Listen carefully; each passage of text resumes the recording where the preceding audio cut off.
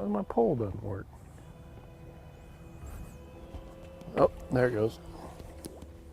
Usually you have to get it fired up a little bit. Okay, guys, we're live. Hey guys, welcome.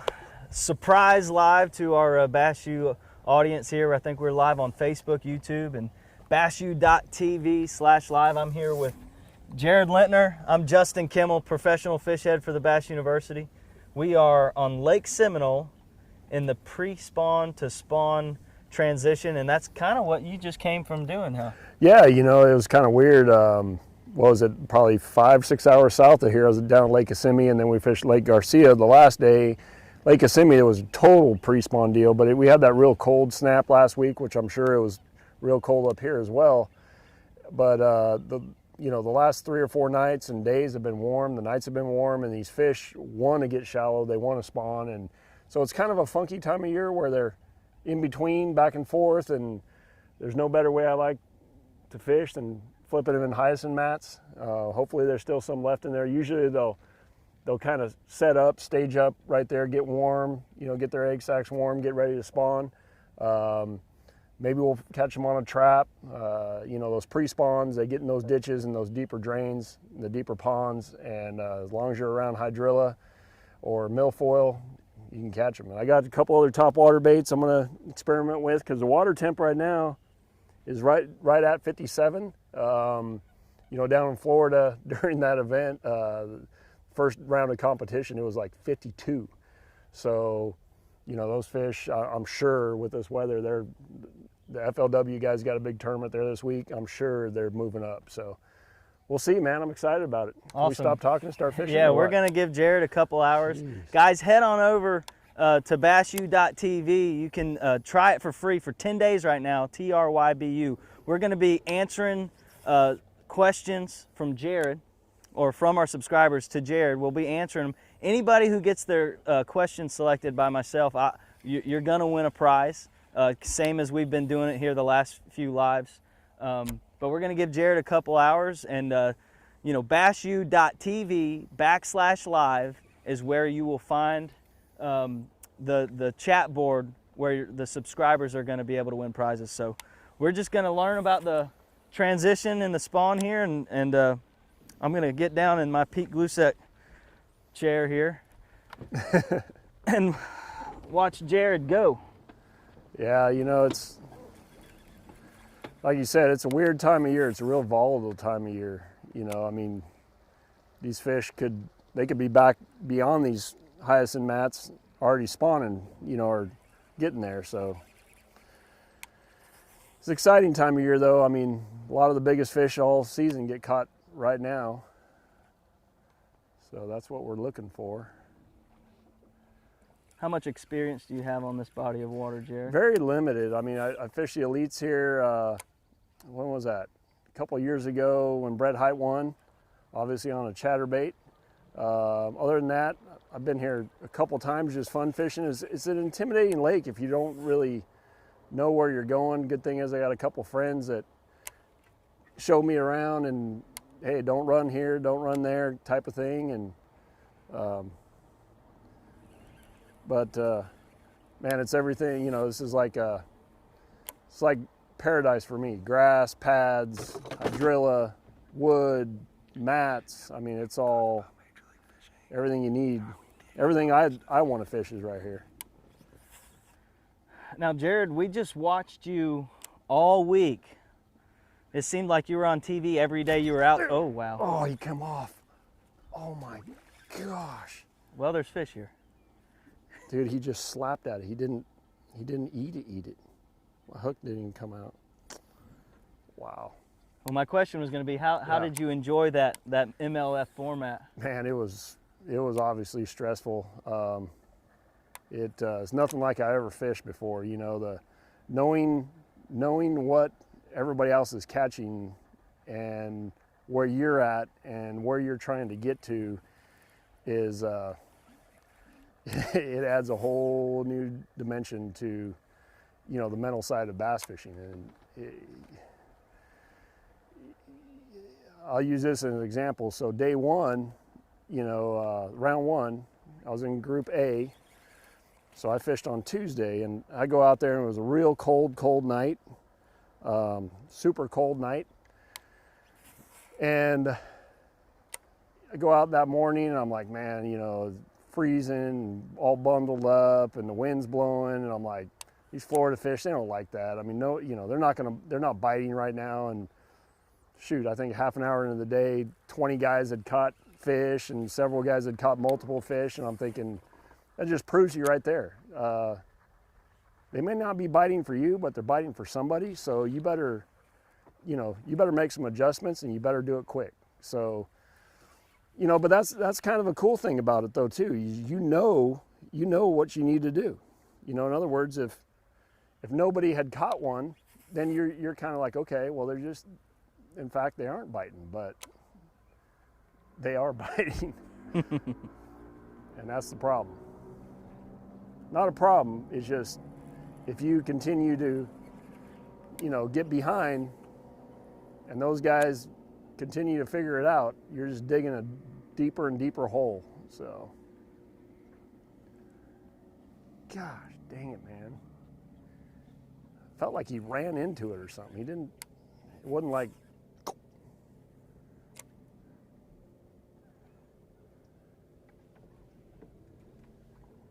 Guys, I'm going to try to get to your questions as soon as possible. I'm trying to log in to our chat board here.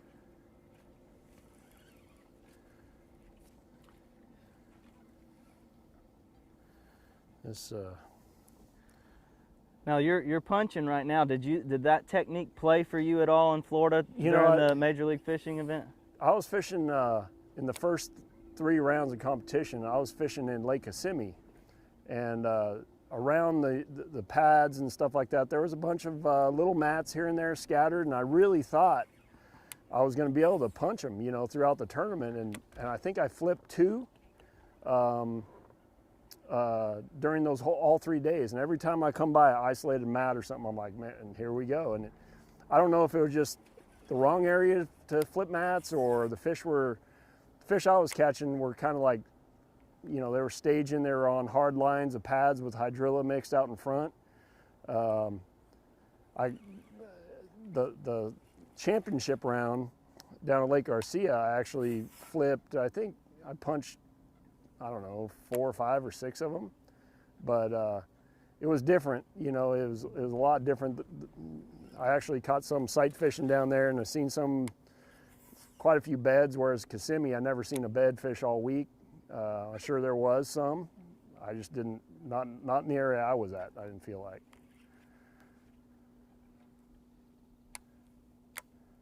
There should be one right in here. Got one bite right there.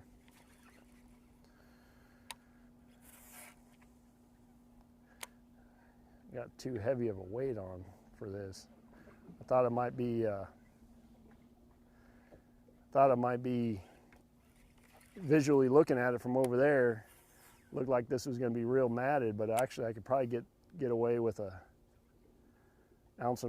This is an 1.75 ounces Eco Pro Tungsten here, and I think I'm going to have to go to a smaller. I generally like to flip, you know, when I'm mat fishing.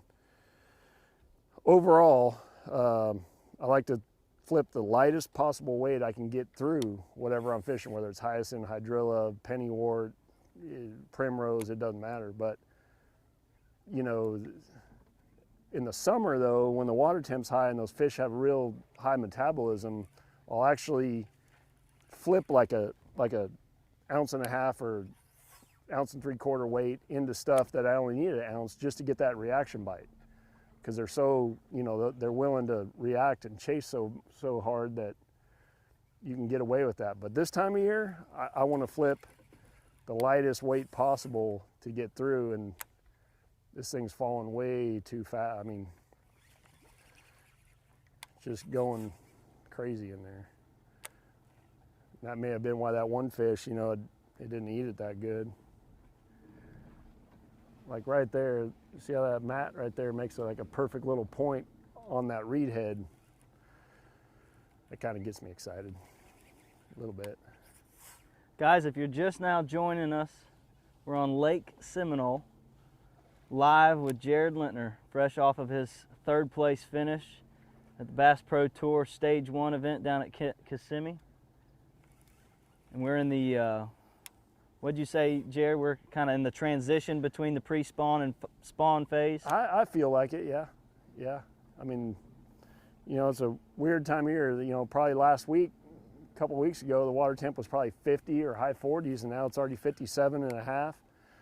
And, you know, if that sun pops out, it'll jump into the 60s by this afternoon for sure, especially in the backwaters. And that's where those fish want to go. I mean, that's where they're going to be for the next month or so. Not all the fish, but a huge population of them.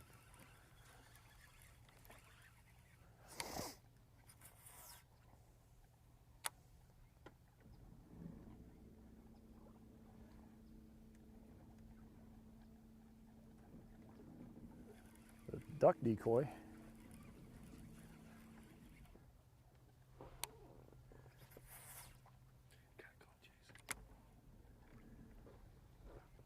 Here we are. Bass Anglers Anonymous is in the house. What's up, guys? Send in your questions. We're going to do what we always do. Hook our subscribers up with some prizes just by getting their questions selected. So, first question from Bass Anglers Anonymous. Jared, he's going to ask, is there a certain color you keyed in on during your tournament? As far as the Your bait selection. TN70? I guess walk through us what you yeah, caught them on. you know, in the tournament itself down there at in the 3 competition rounds at Lake Toho, Kissimmee, the water was kind of darker just because of the wind and you know, the rain that they had down there. And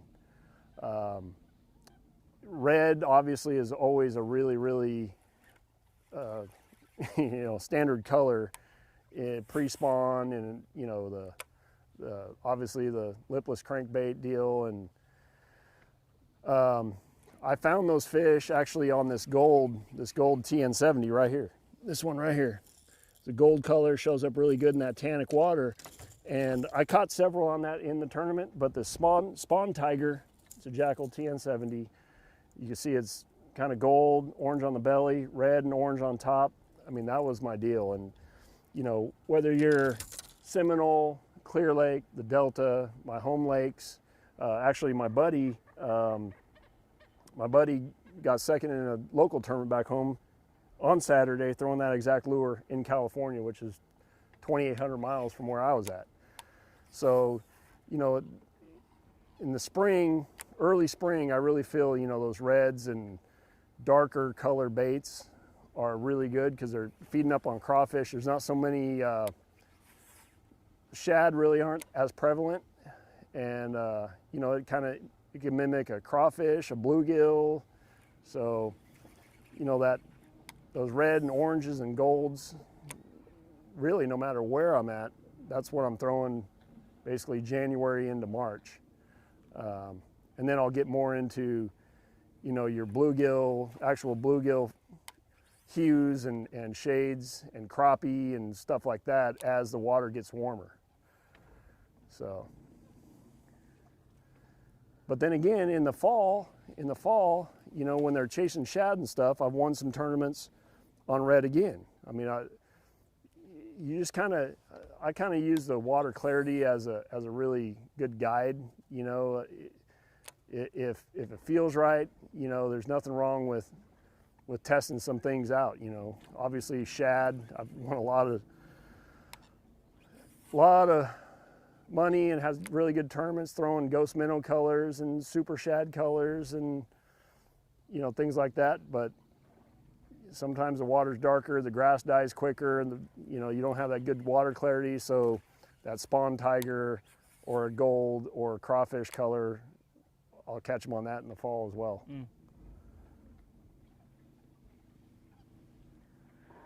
Should get bit. Now this lake is really well known for a good lipless crankbait bite, right? Yes, absolutely.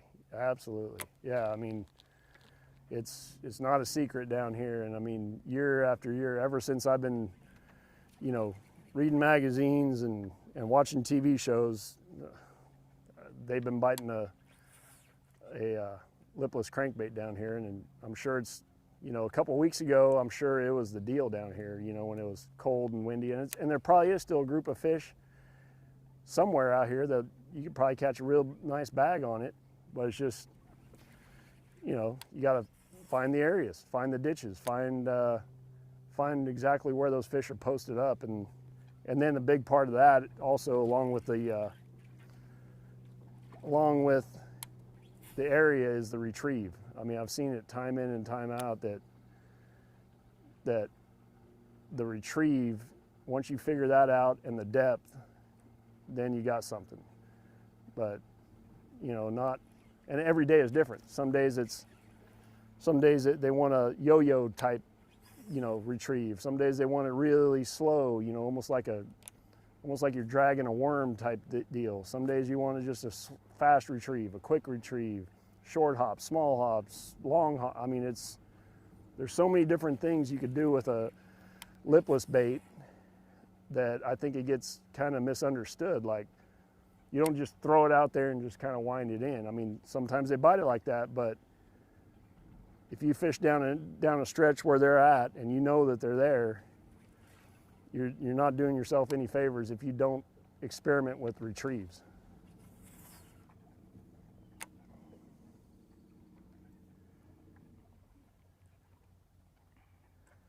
There should be one right here.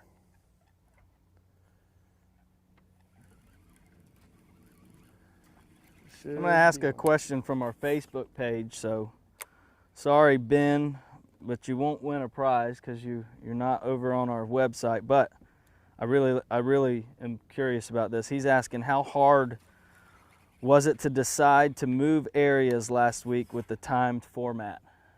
I mean, you know, well, I'll tell you, it was really hard.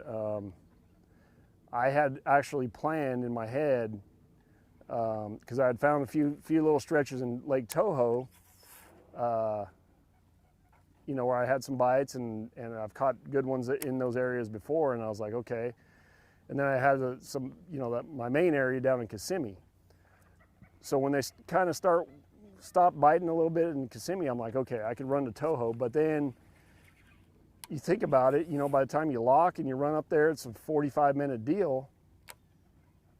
I didn't want to waste that fishing time, because even during our breaks, you couldn't run, you couldn't advance the boat anywhere to locate or get yourself in position, you know. So when they said lines in, I didn't want to pull my trolling motor up and run for 45 minutes. It was very difficult, you know. Maybe if it wouldn't have been the lock, you know, which wasn't a big lock, 25 minutes. But altogether, you know, I didn't want to sacrifice 45 minutes, knowing that by the time I got to where I was going to get a score track update, and it wasn't going to be in my favor. And prime example of that is on my round number 2, I was like, I don't know, 28th boat out or something out of 40. Well, by the time I got to the lock was already full. So I had to sit there and wait. And then when it was time to go, obviously I took off, ran all the way down there. Lines in was at 7:30. By the time I got to where I was going, I went to put my trolling motor in the water. And I started the day out in like 19th that morning. Went to put my trolling motor in the water, I think at like 6:48 or something like that. And I was already in 25th.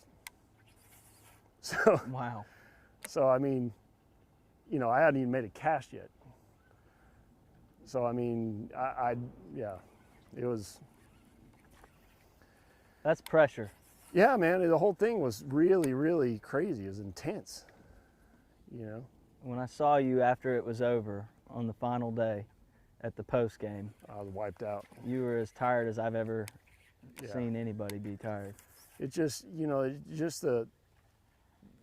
let alone the physical side, you know. I mean, I know people, oh yeah, you're just throwing a lure out there, dude. I mean, when you're winding like I did for 3 days, and that's pretty much all I did was nonstop. But so that's one side of it. But the mental deal of what should I do, and you're constantly thinking, you're hearing the score tracker, and then the emotional highs and lows too. You're like, you know, 1 minute you're in the cut, you're secure, everything's good, you just caught a couple, you're thinking, man, this is okay, I'm in. 20 minutes later, you're out of the cut, and if you don't catch one, you're going home, and it's like, dude, I mean, within a half an hour, you're up here, and then you're down there, and then you're in the middle, and it's like, God damn. Gosh. I mean, it's nothing I ever experienced before, I'll tell you that. The questions are just pouring in over on Facebook and YouTube. Guys, head on over to bashu.tv. That's where we're going to take your questions. You know, we're going to take questions from our subscribers. You can try it for free for 10 days. You can get this for free and win prizes. Use the code TRYBU. I think when you just go to the front page of the website, and it should come up on the first or second slide on the carousel there, just to take the 10-day free trial. So come on over and join us, guys. Another exciting thing we've got going on, our last event of 2019, as scheduled, we'll be in Columbus, Ohio this weekend, Friday and Saturday, thanks to the Columbus Fishing Expo.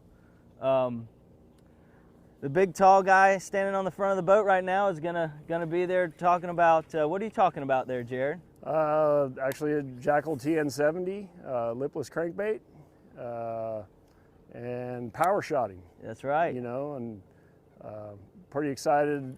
It's my first ever one to do Bass University. I'm trying to get you guys to go to California. We'd love to come to California. Maybe you will. We really need to work that out, don't we? Plus, I might be able to take you to Clear Lake if that happens. Yeah, I'd really like to get Pete and the crew. Absolutely. Let's go have a film session on Clear Lake. What do you guys think about that? You guys want us to go out to California? Jared's talking about 12 and 14 pound bass out there. Oh, they're there. They're there. They're smart, but they're there.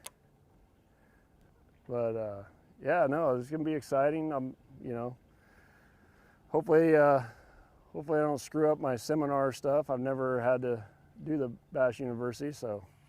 But I got a lot of cool stuff to talk about, you know, along with Major League Fishing, making the change, and started a rod company, Ritual Angling, which is, you know, it's one of those deals where having direct input on rods is you know, really cool. Like when I have the ability to make the right adjustments. Hey, this rod's not right. Let's tweak it this way. Let's do this. How about doing this?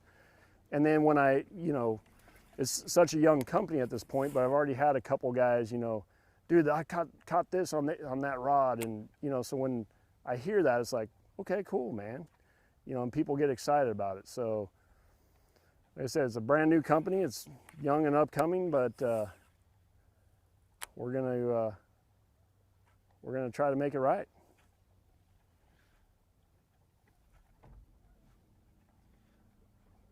Talk a little bit about the day before the final day. That seems crazy. Did you have a camera with you to people see what? You know, I did not. So it was one of those deals where I got behind again. So I was in, you know, I started the day at 19th. I think I got down to like 20 something, and then I caught a few, and then I caught another one, then I lost a couple, and I was hovering right around that 8 to 15th position mark, pretty much like for all day it seemed like. And I'd be in, then I'd be out. I'd be in, I'd be out. And right there with like 15 minutes left to go, I was in. I was in like, I think 9th. Yeah, I think I was in 9th. I'm like, okay, 15 minutes, no problem. Well, boom, Ike and Ellie catches one. And then Dustin Cannell had already made a huge jump, and he's overtook the lead, and I'm like, what is happening? Yeah, then Bobby Lane was right there, and I'm like, what's going on? Well, Bobby catches one. So then I'm in 12th. Then I catch one. I'm back in 9th. Now it's like 7 minutes to go, and I'm in 9th. I think Ike caught one. again, pushed me to 11th. I'm like, oh my gosh, you know.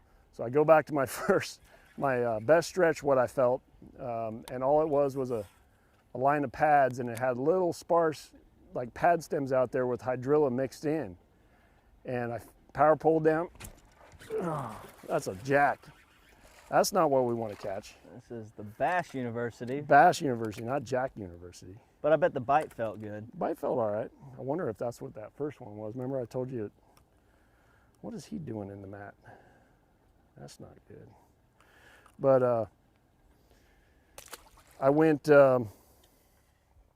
back through my through that stretch, power pulled down, and I'm like, okay, I'm gonna catch one right here. I really felt it, and I'm throwing that TN70, and I'm hitting all the right stuff, and nothing, and I'm like, oh my gosh, you know. And now I'd fallen to 12th, like a pound 6 out of the cut, I think it was. So I raise up my power poles, and I'm kind of just going down an edge of pads like this, and my boat official says, okay, Jared, here in a second, I'm going to give you a 10-second countdown. I'm like, oh my gosh. And I wing that TN70 out there, and I'm fishing it through just right on the edge of the pads, and I hit a little clump of Hydrilla, and I just kind of popped it. My rod loaded up, and my guy's like, 10, and I'm like, oh my gosh, I got one. Got in the boat. Actually, there was 12 seconds left when it came over the side of the gunnel. I kind of spazzed out, and I have to apologize to Ike and Ellie. It wasn't intentional by any means to him, but it was. Oh, it was intentional fish catch though. Oh yeah, I wanted to catch a fish, but it had nothing to do with knocking him out. Right.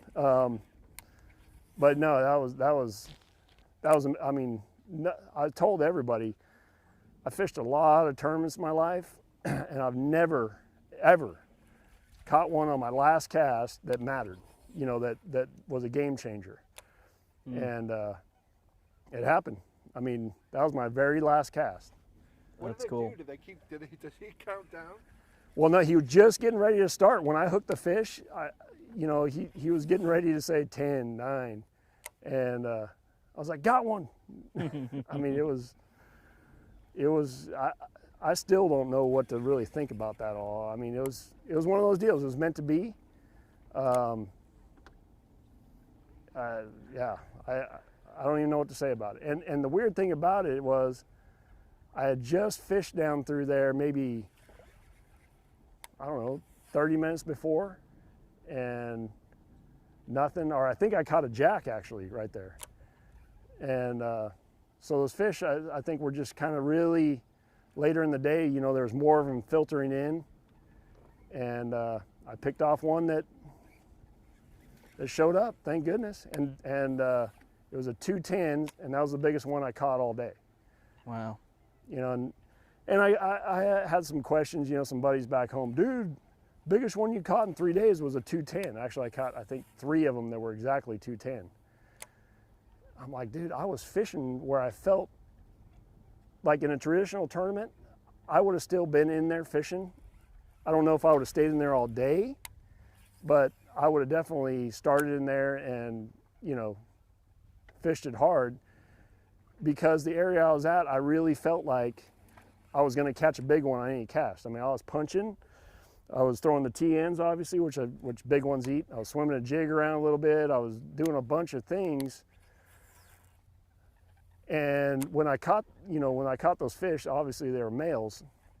Every one of them was peeing all over themselves, and you could tell they were getting ready to do their thing. And I'm like, the females got to be, you know, they got to be hearing that TN coming by, or I really felt that any second I was going to get a big one. Mm-hmm. And it didn't happen.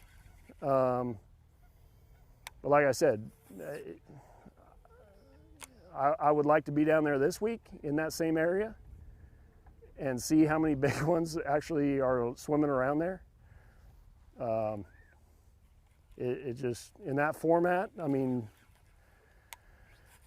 every fish counts. You better be catching something. Yeah, it's hard to leave bites, huh? Yeah, I mean, you know, and that was the deal. I'd go through stretches where I wouldn't get a bite for an hour. You know, I'd be like, man, I gotta go, I gotta do something. And I'd change up and, you know, try different things, Senko, experimenting with different color swim jigs, a chatterbait. And ultimately I picked back up that trap, and a different time of the day, a little breeze. When the wind blew and it got overcast, that's when they were biting. I mean, that's when the peak times were, and worked out. Jerry, we got some questions coming through. Like, why don't I catch a bass? One from our oldest Bass U TV subscriber, our oldest one. Okay. Pete Glusek. Oh, boy. He's got a question about lipless cranking. Yep. When fishing wood cover, do you ever remove the rear hook to make it more weedless? What I've done with that, no, because I like more hooks the better, I feel. I know exactly what he's talking about, because there's guys at Clear Lake, for example, that's what they're confident in. Yeah, Mark Daniels Jr. trick is what he's exactly referring to. Yep, exactly. And I've learned to kind of, what I'm confident in is I will downsize that hook, and I will use a EWG style. So in other words, like right now I got a round bed and a EWG on the front. I just like that EWG there. So I'll leave that EWG trocar on there. Those are both 4s, number 4 trebles. I'll put on like a 6 on the back. So it's not as, there's not as much, but still I got a hook back there, you know, and you're gonna get snagged, yes. You're not going to get snagged as much with that number 6 as you do with a number 4. And, you know, a lot of that too is whether you're fishing, you know, like he's saying, wood or laydowns or stumps. More often than not, you're fishing a body of water, you know. So you kind of know how that tree lays, and it's all about making the right presentation. You know, in other words, if that tree's coming out of 40, 45 to me, I'm not gonna, my first cast isn't gonna be over it and come directly over the tree. You're gonna get hung up. So I'll fish the lanes or the direction that tree is and try to hit every branch. Then my last few casts, if I don't catch one and it looks right and there should be one there, my last few casts is when I'm going to the heart of it. I'm gonna bring it right over it. And yeah, you're gonna get snagged sometimes, but to me, the more hooks, the better to me. But I know exactly what he's talking about, and I know those guys at Clear Lake, and especially Mark. I mean, he's weighed some monster bags on a lipless, and he knows what he's doing. I think it's one of those things. It's just whatever you're confident and whatever you believe in is the right thing to do. Yeah, it's a great question, Pete. You win a prize. You win a box of the hooks that Jared replaces with that number 6. So we'll send you a box of replacement hooks there, Pete. We got another question coming in from DR Custom Lures. And DR Custom Lures, and send your subscriber number in on the chat board. You're going to win a prize. But does Jared, especially when fishing mats, kind of like what we're doing here, do you mark a waypoint every time you either get bit or catch one? Yes, if I'm in a tournament, yes. Just because there's something, usually like there's something different, like on a stretch like this. That's why I said earlier, you know, you got a point or whatever, and it's visual. But when say you're offshore and you're flipping a grass mat and you catch one, there's something that made that fish be there that's different than anything else around. Whether it's a depression, it's a combination of grass, it's you know, the bottom composition. There's something that one fish liked, and more often than not, other fish are going to like that also. You know, and the other thing I do that for, like at Clear Lake or Santa Margarita Lake, one of my home lakes, a little tiny lake. When you mark those big mats, or you know, you get bit out of it or whatever, and you drop a waypoint, even when that grass disappears, like I said, it goes back to different bottom composition, or maybe, you know, it's there's a depression, or there's a log that you don't know that's down there, or there's a rock, or there's something there why that fish is there. And a lot of times, you know, later on after the grass dies or it gets real short, I'll catch them on a crankbait off the same waypoint that I flipped them on 3 months prior to that.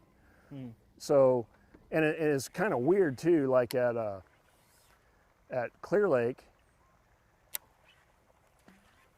you know, I'll have an overlay of my previous waypoints, and more often than not, I'll get bit out of the same grass clumps, not the exact same, but within 10 feet, 20 feet of that same spot where I caught them last year, 5 years before that, 10 years before that. So it's, when you really kind of pay attention to it, they give themselves away almost, you know? Yeah. And like I said, it might be a different bait. You know, oh, that was a little guy. It was like a bluegill or something. Clear Lake is a prime example. You know, I love flipping grass, frogging, and stuff like that. I won a boat out there. Me and my partner had a really good tournament flipping and frogging grass. 2 months later, the grass had disappeared because it was cold. It was in the fall. The grass died off, and I won a boat out there throwing a top hook swim bait on the same exact waypoints where we did really good in the tournament, flipping and frogging. Wow. Exact same. Like, well, you know, I'd make that cast according to my Garmin's, you get bit. So I mean, How about that? I'm not saying it's a perfect world, like, you know, because obviously grass changes, you know, I mean, depending on the weather, especially at lakes back east, you know, you get a hurricane or something, it'll wipe it out. But it doesn't hurt to drop a waypoint. Odds are, if you caught a nice one, you're going to be in that area anyway, and it'll surprise you, you know, what happens. DMAC Fishing is a big fan of your mustache. He's gonna see us at the Columbus event this weekend. So, DMAC, maybe he'll take a picture with you. Okay. Yeah, that's funny. CJ's got a question. Yes, sir. What's your go-to tungsten weight size for flipping mats, and also your go-to braid size, brand, all that good stuff? Well, I mean, that's a loaded question. Well, let's unload it. I mean, it really depends on the, you know, the thickness of whatever you're fishing. You know, a lot of times, like this hyacinth, I was throwing an 1 3/4 ounce, that's an ounce, and I'm getting through it just fine. So now if I was flipping Hydrilla, a lot of times I'll start out, it seems to be I gravitate towards an 1 1/4 ounce a lot. I mean, a lot. It's in that in between, and I could fish spar stuff, I could fish matted stuff, I could fish everything in between. 2 ounce, I have caught a lot of fish on it, but it's when it's really extreme, like, you know, these type of scenarios where you're doing this and letting it fall back through. I mean, you got to have it, you know, obviously, because there's certain times when you're not going to be able to get through with it. God dang it, man. That was a good bite. He never touched it. You're not going to be able to get through with a 1.5 or 1 ounce weight. And then a line, you know, Todd Faircloth is an exceptional grass fisherman, mat fisherman, and he throws 50-pound FX2 Sunline braid. 50 on almost all the grass stuff. I throw 60. I throw 60, I'd say 90% of the time, just because I feel like I don't, when I'm flipping a mat, I don't feel like the fish are in the midst of all that grass and stuff in there. I don't think they're seeing the braid. And so that's what I do. FX2 braid, sunline, snell knot, and the snell knot is one of the biggest keys in punching grass. And that monster, Trocar monster flipping hook, you know, the regular, I forget the model number, but the regular just straight shank flipping hook, when you got a big rod, like right here, I got the Ritual Angling 7'11", extra heavy. With me and the size I am, I'll flex that hook, but the monster flipping hook, there is no bend in it. It's super sharp, obviously, and it has that bait keeper on there. You can see I've flipped down this whole thing. I haven't had to adjust my bait. So it keeps that bait up on there really good, and it gets them. I just wish I could catch a bass. CJ, send in your subscriber number.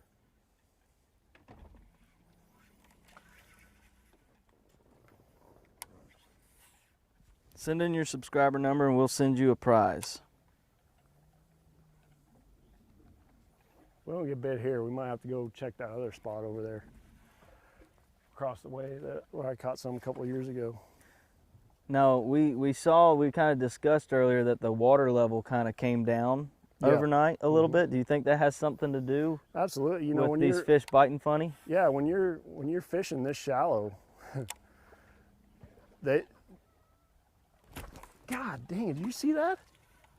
It's like on cue with the question. He like rolled up on it, and I thought he had it. You couldn't throw any more of a small profile bait either. I mean, yeah, I was throwing that Jackal Archelon, which I've caught a bunch of fish on it, punching and flipping, but that first one didn't get it, so I thought, okay, and plus I had a heavier weight on there. But I got this little cricket on here.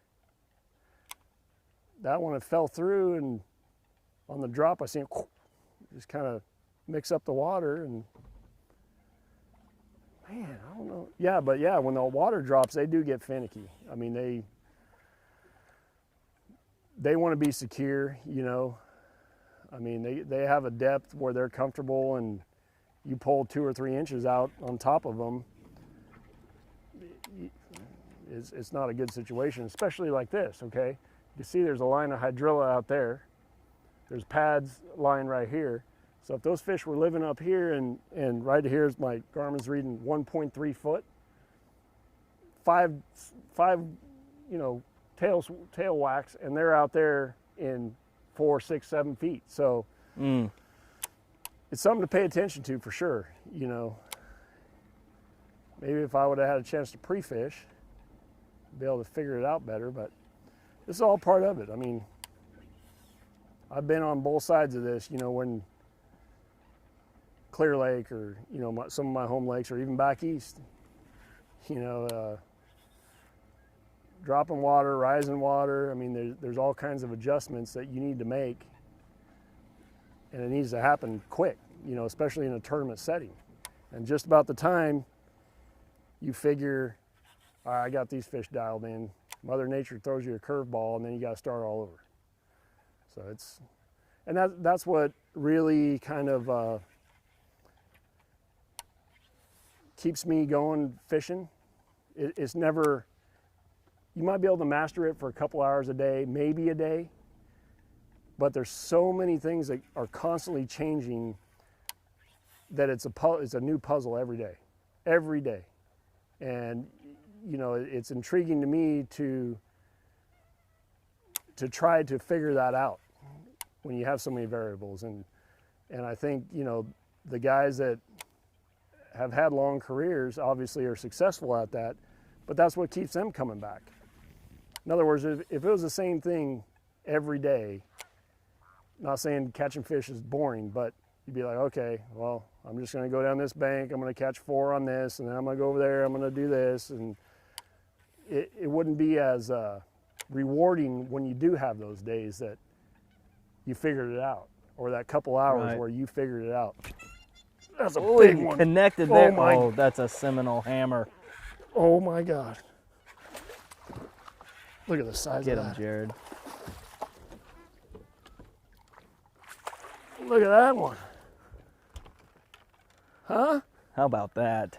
How about that? Dude, look at, I got my trap hooked in my, look at this. This is a mess. This is, Justin, I need your help. Okay, I can help. What do we need here? This? My trap's stuck in my shirt. Oh, how about that?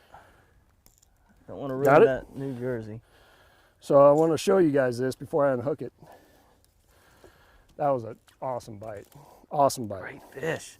Man, we might have to put So- that in the box and weigh it later. That might break Carl's record. It's going to push it. This here, you can see this fish is totally pre-spawn. I mean, look at the, She's going to weigh. but, Good. So this is a little homemade cricket that actually Terry Scroggins poured up for me.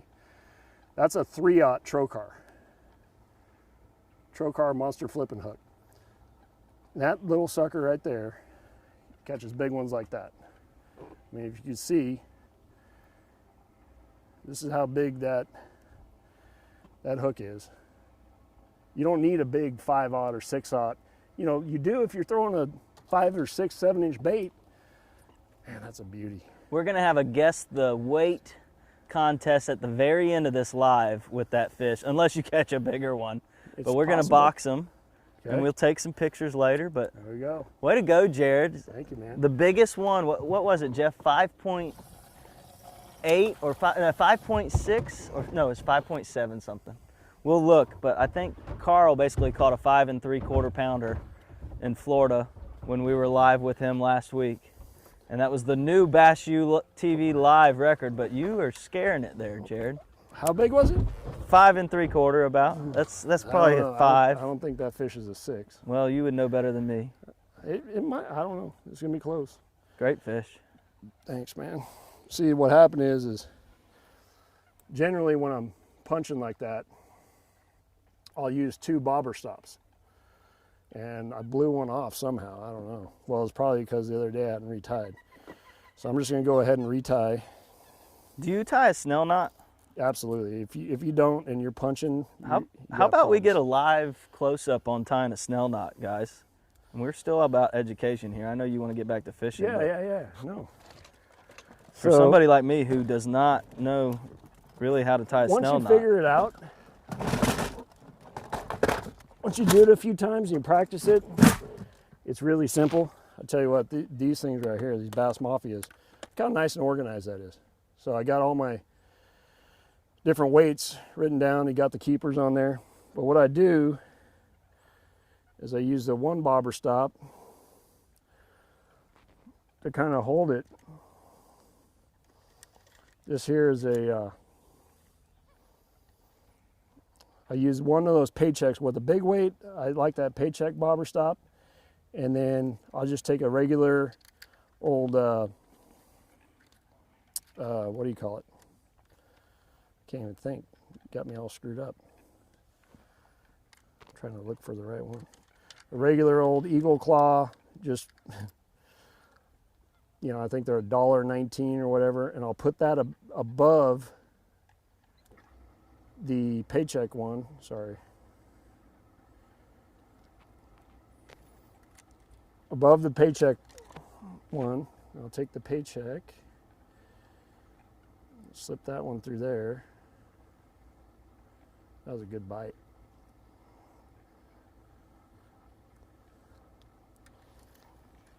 Like so.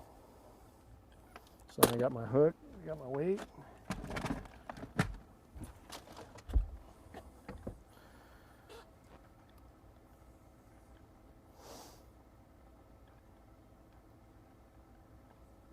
That's the cool thing about, you know, the Eco Pro tungstens is I fish with a lot of tungsten over my life, and not having issues with it being scored or, you know, nicked in the middle of the weight. You know, I don't use a sleeve, I don't use an insert, I don't use any of that.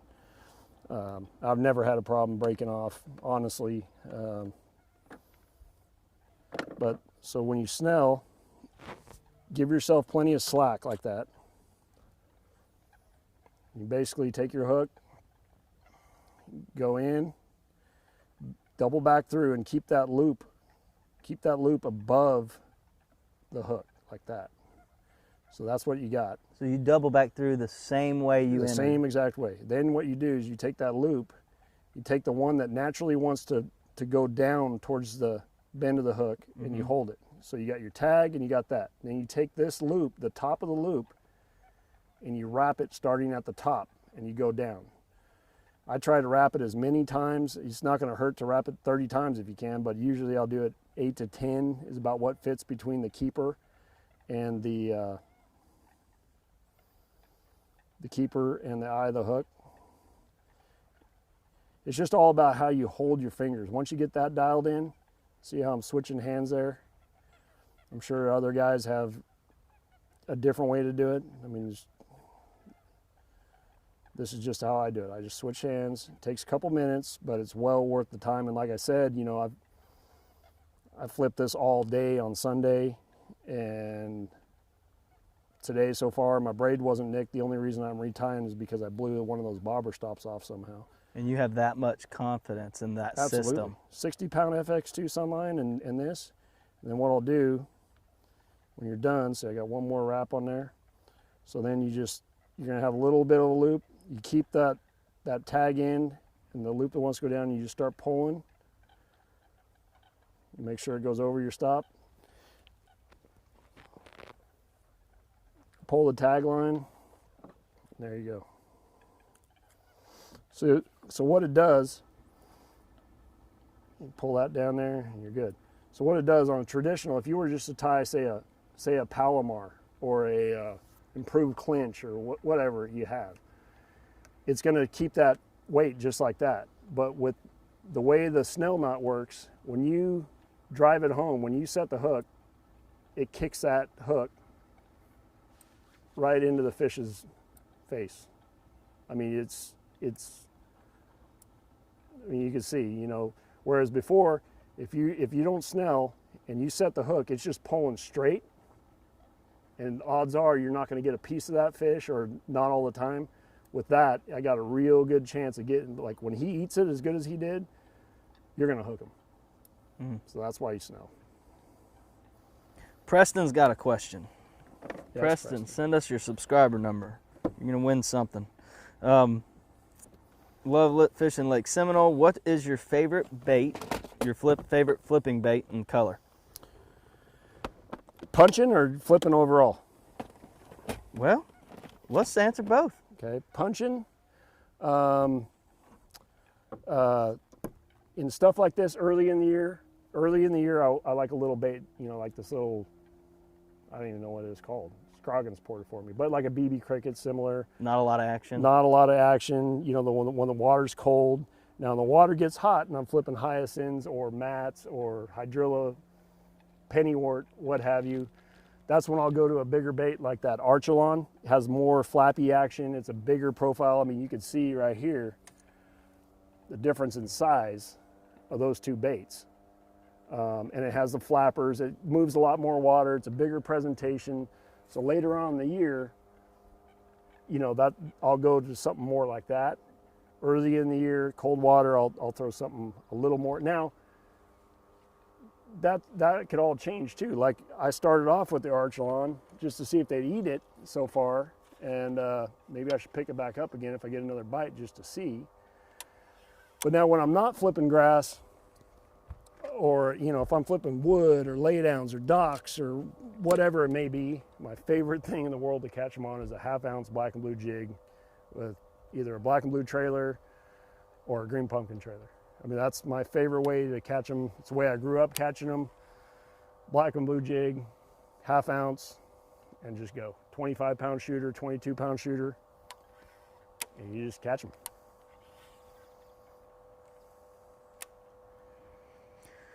Oh my God. Man, first flip back in there got bit, huh? That was my fault. That was like a bluegill or something. It went, tick, tick. Maybe it was a 10. I don't know.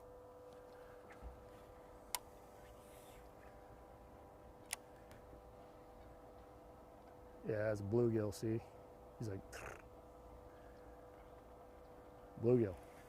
Something. It's probably why those fish are under there though. Yep. So Jared, D-Mac, the fan of your mustache, he's got a question now. Oh boy. So Jared, how do you feel about punching with a braid main line to a fluorocarbon leader? Be honest. Is his name D-Mac or D-Mac? D-Mac. Oh, okay. I was thinking it might be somebody I know. You know, I experimented with that a couple of years ago, actually, at Clear Lake. The water was kind of clear. There was a bunch of grass mats way offshore, and everybody was doing, you know, punching the mats, flipping mats. I actually seen that on a heavy pressured body of water where everybody is kind of fishing the same, it does make a difference. I would say that I'm hesitant to do it unless I really feel like it has to be done. Does that make sense? Like I guess an example would be if I was fishing this stretch in a tournament and there was 5 other guys or something that were doing the same thing as me, and you know the fish get used to seeing presentations and stuff like that. I would do a FG knot to a 30-pound shooter, and that's what I was doing at Clear Lake, and I got several bites on it. I never broken one off. I never, you know, it wasn't the strength of the line and breaking them off wasn't my concern as much as it is that little tiny, even though shooter doesn't have a lot of stretch, Sunline shooter, that little tiny stretch that it does have, and not be able to really rip them, you know, get them coming out of that grass. That's my main concern. But also, it's funny that question got asked. I was talking to a good friend of mine, Ken Maw, about that same thing. He's like, dude, remember 15 years ago when we were at the Delta in Clear Lake before, you know, the braid and you know, the big weights? We used to punch grass with a 1-ounce lead sinker with 25-pound big game or monofilament, and we lost a lot of them, but we also caught a lot of them too. So it's I would say if you're fishing like sparse grass, flipping sparse hydrilla or sparse you know, milfoil or whatever, I would go to that braid to fluoro leader more so than I would flipping matted stuff. Good question, D-Mac Fishing. Send in your subscriber number. We'll send you a prize. All right, Lance has got a question. He's gonna ask you about the Jackall TN series. Other than the obvious burning it over grass, how and where do you like to fish those baits? I fish them everywhere. I mean, when they start spawning, like the whole lake is kind of spawning, is usually the time when I take that box out of my boat, and I'm kind of reluctant to. But dead of winter, not so much, but from that pre-spawn, spawn, I'll take it back out. Post-spawn, I'll put them back in all the way up until the coldest part of winter. And I've caught fish on the TN at my home lake, Lake Lopez, in 35 to 40 feet of water on it. Wow. Obviously in the grass. There's so many different retrieves that it's not just to me, it's not a bait you just cast out and wind in, you know, and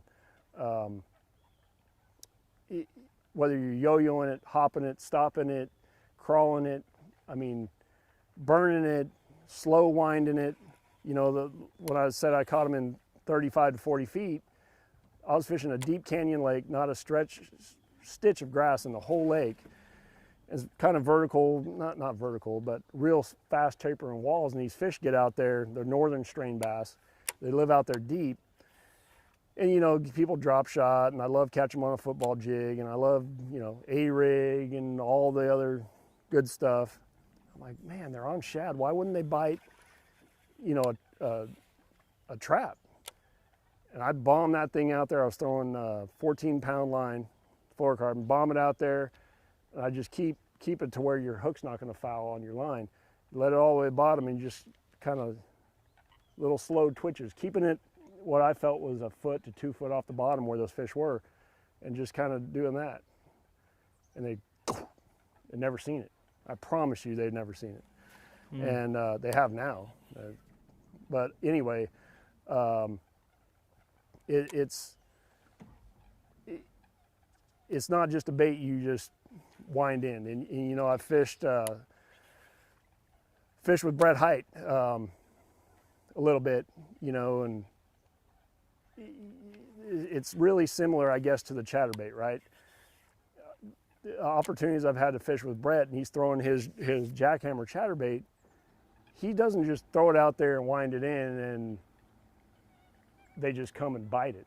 He's always doing something. If you watch, whether it's twitching the rod or speeding it up, slowing it down, ripping it, I mean, it's the same way. If you watch Kevin Van Dam throw a spinnerbait,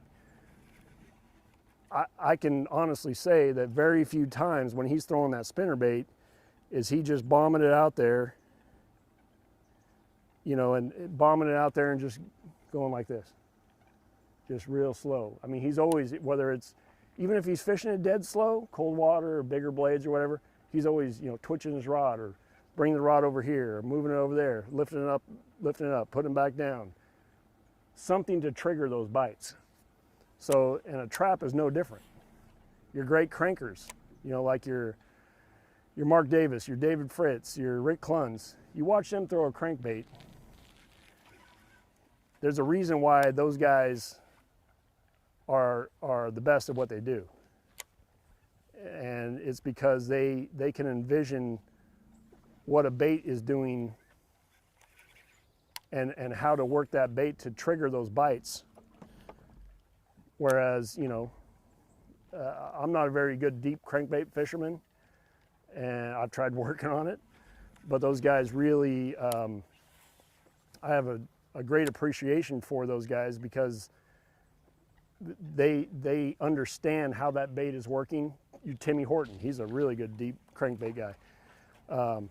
They understand about that bait and how it works and why, how to hold their rod, when to twitch it, when to, you know, there's a bunch of different factors, and the TN70 is no different. Lance, send your subscriber number in. You are a winner. I'm gonna bust off on a big one right here. Now, you just made a kind of a confidence comment there. What's that? You said you're gonna bust a big one. Is that something you're seeing that you're getting excited about? It's just, you see how we started back there in the mouth of a little, well, it's a little run through that's actually closed now because of the hurricane. Oh, He called his shot. oh, he came off. Oh, that was about a 4 or 5 pounder, wasn't it? Gosh dang, see, that was my fault. That was a That big was nothing fish. but my fault. It kind of surprised me. I even told you I was gonna get bit. I know. You called your shot. God dang it. That was my fault. I flipped in there and I was like, was that a bite? And before that, he was underneath the mat. Stupid. Dumb, Jared. Dumb.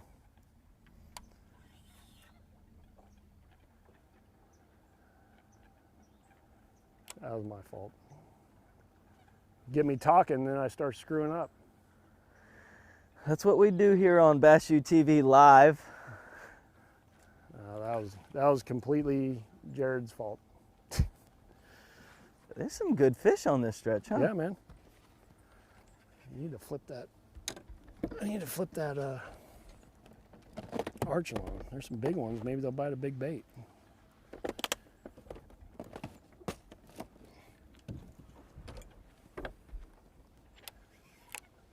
No, but what you're saying is you asked me why I made the comment. I'm going to get one right here. First of all, that little mat right there where I just lost that one is different than anything else around so far. It's more clumped together right there, and it's kind of on a little secondary point. But if you looked ahead of me, there's a big bay, and I assume, I don't know, but I assume fish are going there to spawn. So for them to stage, they're either going to stage in a ditch or they're going to use this line to go there and spawn. So the closer we get to the mouth of this, that's why I was like, I'm gonna catch a big one, because we're getting closer to where they want to be. You know, back, well, I guess it wasn't too far, maybe 30 feet or so is where I caught that other one. Dang it, man, that was he didn't really bite it. Your wife's getting on to you Why? for blaming me for missing that fish. Said be nice. Well, she ain't here. Can't blame her. If she was here, I'd blame her.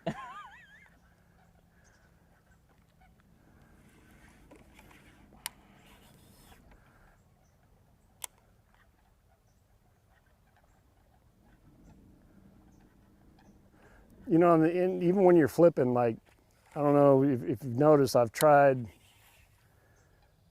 like when my bait falls in there, first of all, a lot of times the big mistake people make is when they clear the mat, they immediately put tension on the line, meaning they're not letting it just drop. I feel like, you know, a lot of times the initial fall is when you get your bites, just like that one. I was just too dumb to realize it. But there's different retrieves, kind of like a trap or a crankbait or a spinnerbait or whatever. There's different ways to move that bait too. Like if the water was like 50 and I was flipping these mats, I'm not fishing it as quick as I am. You see how I'm really moving that bait? I'm trying to, so when the water's cold, you know, let's say it was low to mid 50s, even high 40s. I let that bait fall in, I'm more like this. Just pull. Very slow. Now when the water temp gets warmer or you feel like the fish are more aggressive, that's when you can work it faster. You know, quick little hops, little twitches. So bass fishing is all about triggering a response. God dang it.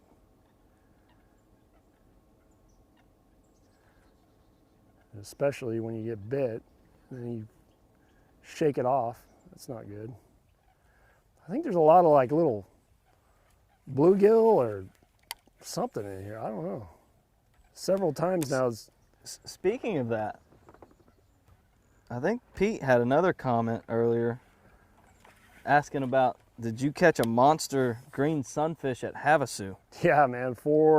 Shoot, I think it was 4.4. 4.4. Yep. Is that like a lake record? It was a red ear. Red ear. No, the lake record was, the state record is actually like 4.9. I mean, that sucker, Carrie has a picture of it. It was unbelievably big. I caught it on a jig. Oh my gosh. Yeah. It was crazy. I mean, it was the weirdest fish I ever seen. I'm like, I brought it to the weigh-in because I was like, this has got to be some kind of record. No, it wasn't. I guess they catch like 3 to 4 pounders all the time. That's insane. Yeah. Gosh dang it.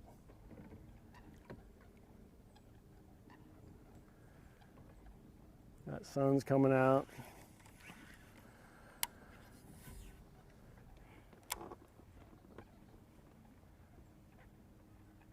Right here on this point, it's gonna go down. Calling a shot again, folks. Well, see, I mean, I'm getting in here and, I mean, you guys can't tell, but I'm getting all clogged up with grass and my motor's actually dragging bottom. I kind of went into this little depression here and the water got real shallow, like a foot. So if it starts straightening out right here, or not straightening out, if it starts getting a little deeper, get that depth back again, better watch out.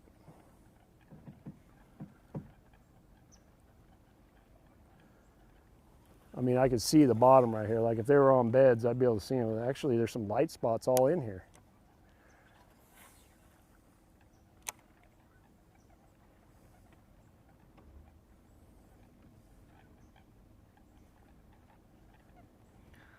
Got a jackall question Yep. coming through from Cressy about the Bling 55. Is it being discontinued? And when do you like to throw it? Great question. I wish I knew the answer if it was being discontinued, because if they do, I'm telling you right now, I'm gonna buy every one that's in existence. It's one of my favorite flat side baits. It's to me, it's like a cross between a lipless and a regular crankbait, but that rattle, I think, really is enticing to fish. You know, it's one of my all-time confidence lures. For example, I mean, I don't know, maybe I shouldn't say, but at Lake Conroe this week, I will have at least 2 of them tied on in practice. I caught some on it in practice over there at Kissimmee, down in some of the canals. How about that? It's a small bait. It's not a big bait. I actually have them in the boat. It catches them. I throw it. I'll throw it pre-spawn into the spawn, especially in the fall. I've done some serious damage in the fall on it. You know, there's a color called SG threadfin. It's like that's my baby right there. But Florida, I caught them on the I don't know the exact, maybe it's HL gold, but it's a goldish color. There's another one called, I think it's Tennessee shad. I've caught them on that, and of course, the best one is to me, in darker waters, the chartreuse blueback. You know, when I go to, I've never fished there before. When I fished the Classic at Tellico, Fort Loudon, that will be being thrown a lot by me. It's just a phenomenal bait. And, you know, I've caught them on at everything from 10-pound test, getting it down there just a little bit deeper, like, you know, that 8 to 10 foot zone, all the way up to 18-pound test if I want to keep it up higher.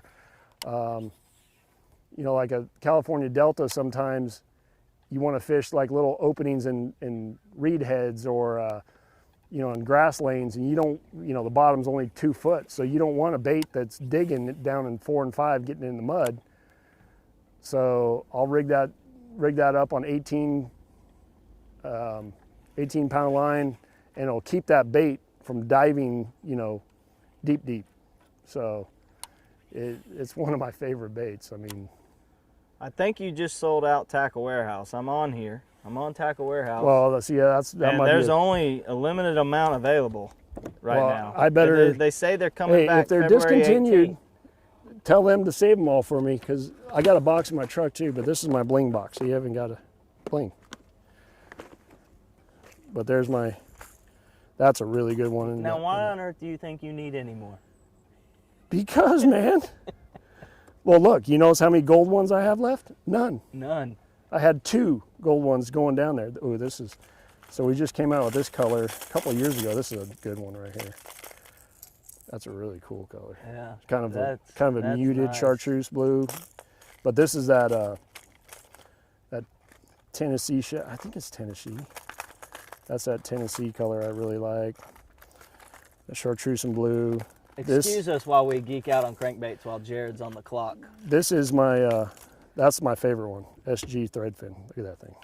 Oh man, I've got some questions that I'm going to ask you later once you finish. No, you about can't that have box. any of them. No, I don't want any. I think I saw a couple things. I don't necessarily want to out you on camera. Okay. But I think I saw a couple special things in there. Maybe we'll get them to do something on a Bass U TV See, it's instructional video. remember what I was saying back there. I hope it gets deeper. It's not getting very much deeper. So maybe I'll slide down here. Just fish this kind of fast, see if I get bit. But back there where I had those couple of bites, Cressy just ordered 10. dude, it's a, see, that's one of those things, dude. Here's the deal. I fish a lot back home, and I don't want people throwing those baits back home.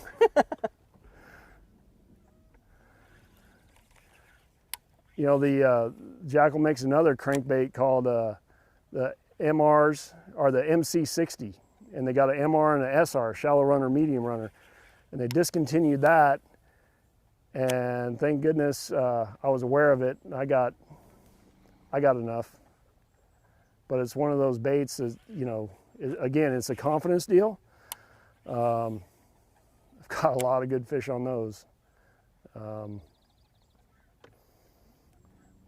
But yeah, they discontinued it. Hopefully, I heard from the rumor mill that we're gonna bring them back with some new colors and stuff, and Tackle Warehouse will have them, and I hope. Well, actually, I kind of don't hope, because then I know for a fact I'm the only one with an ample supply. Everybody else can watch me catch them on it.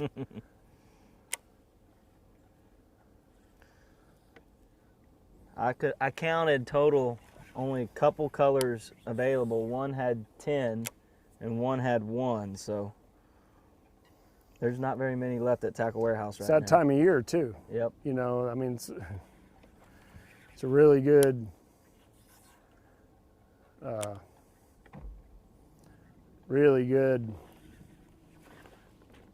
early spring crankbait.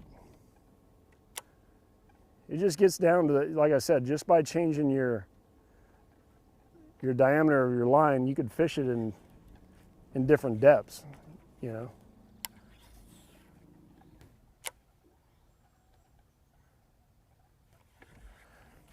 And I suggest, you know, like a while ago, my son, he started a bass club, first one ever at my high school that I graduated from. And, you know, he's fished a lot with me, and I tell him, you know, he likes to flip too. And I tell him, anybody that wants to flip, whether you're right-handed or left-handed or it doesn't, ambidextrous, especially when you're punching, learn to flip like with your offhand, so not your cranking hand. Just because, so if you were doing this, you flip in there, you get bit right now, you got to change hands and then crack them. There's a lot of mistakes that could happen right there. You know, and I spent hours, well actually, you know, watching Denny Brower flip way back in the day on old Bassmaster Bob Cobb style TV. He's the master of flipping. He's kind of like my hero. I spent hours, you know, with a little cup out in the backyard, just sitting there. I mean, it's awkward at first, but then, you know, it's just like riding a bike. Once you do it and you get comfortable doing it, you don't have a problem. But there's nothing worse than getting bit and you're being in mid handoff with your rod, because that split second could be the difference in missing that fish or landing that fish.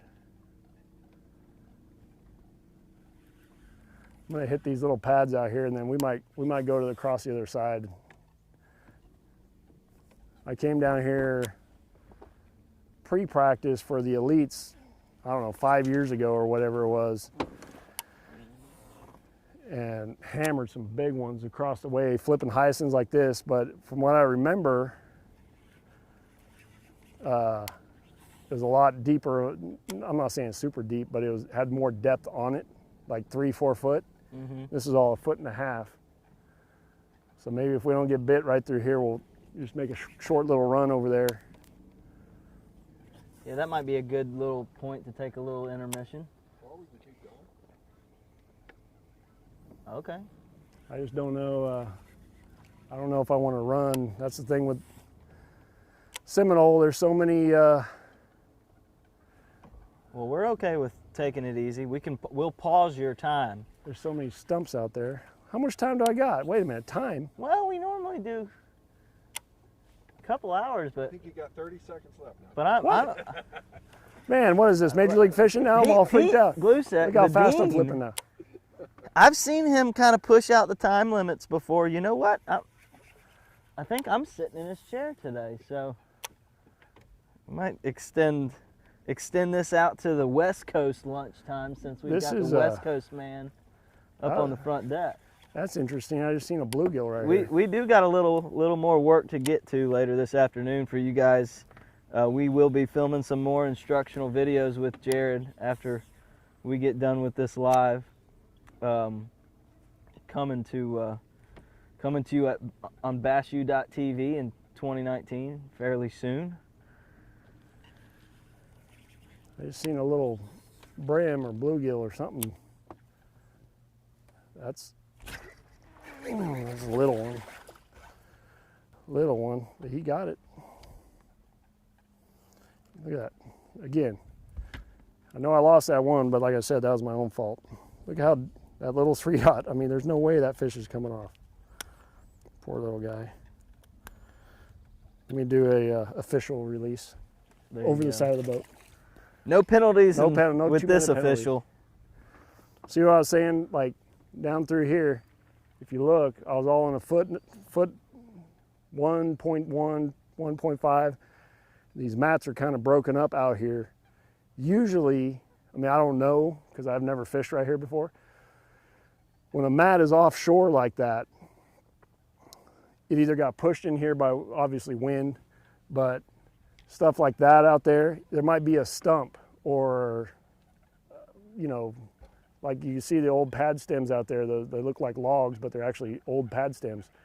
Something is holding those mats in the position. Not saying if we had a 25-mile-an-hour wind, they'd probably blow out of there, but right now, they're kind of lodged right there. Huh. So those fish that are up there or want to be shallow, but not that shallow, that's a perfect stopping point right there. So just, you know, something to keep an eye on, especially with hyacinths. You know, hyacinths, they just float around until they get lodged, you know, on a bank or on a log or on a dock, or whereas hydrilla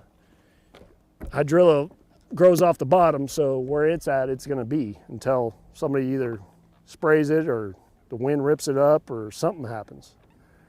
Man, that is absolute juice coming straight from the, or shall we say milk, coming straight from the man himself. Guys, that is a seriously good tip. Blowing my hair back. That makes a lot of sense now.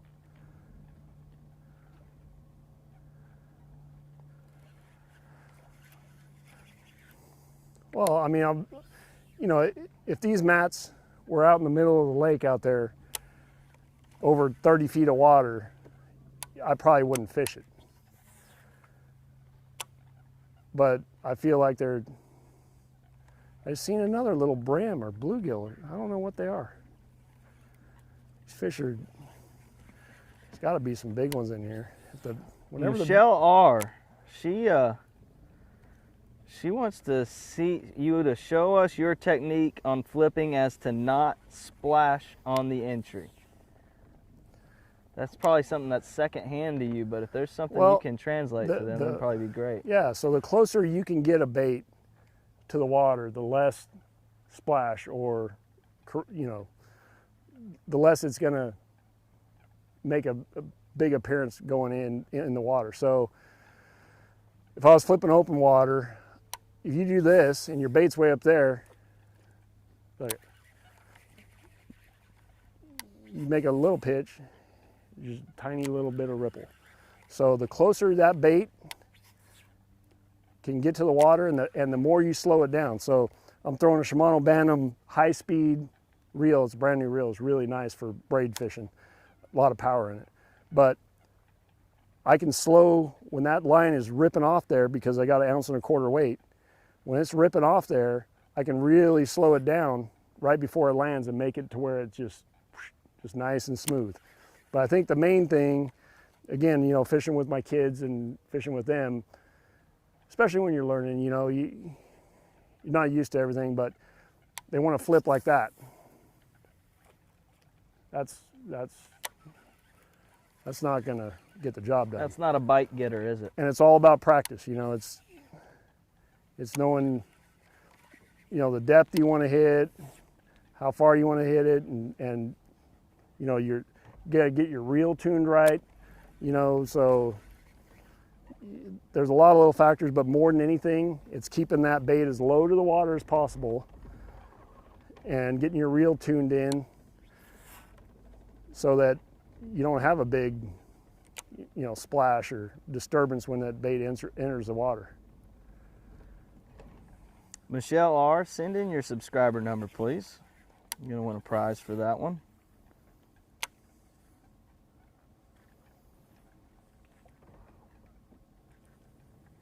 Here comes DR Custom with another question. I want to ask this. When you're back home, do you fish any of the local tournaments? And if so, what are the locals' response to that? Great question, because I get that a lot. Yes, I do. I fish ABA tournaments with my buddy Nick. And the camaraderie we have, when I go home after, all season or a break in between, my favorite thing to do is go hang out with your buddies, fish. There's not as much pressure. It might be a tournament, but I'm having fun. Whether you win, lose, draw, whatever, it doesn't matter. Of course, you try to win everything, but it's just fun to get to see my buddies, to hang out. And I'm going to tell to the second part of this question, how do the locals think about that? Well, this is how I think about that. When I first started bass fishing, I had a 12-foot Valco with a 9.9 horsepower Game Fisher, Sears Game Fisher motor. And I seen all these boats out on my little lake, or the lake I grew up fishing. I'm like, man, those guys are cool. And I just fished for fish, whatever bit, trout, catfish, crappie, bluegill, bass, it didn't matter.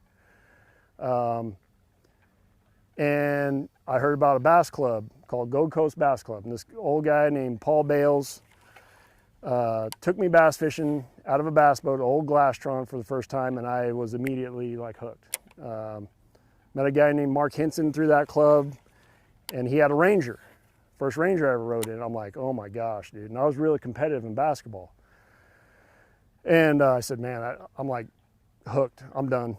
And so anyway, I got my little Valco rigged up with a ice chest, big ice chest for a live well. Went and bought the aerators at the Kmart, did the whole thing. And then I got a Mean 15 Champion bass boat, 70 horsepower Johnson. And there for about, probably 4, 5, 6 years, I donated a lot of money to my local friends, a lot. But without having those experiences and listening to the guys, well, yeah, I caught him on this, or I caught him on this, and oh yeah, we seen you were just fishing too deep, or you were fishing too shallow, or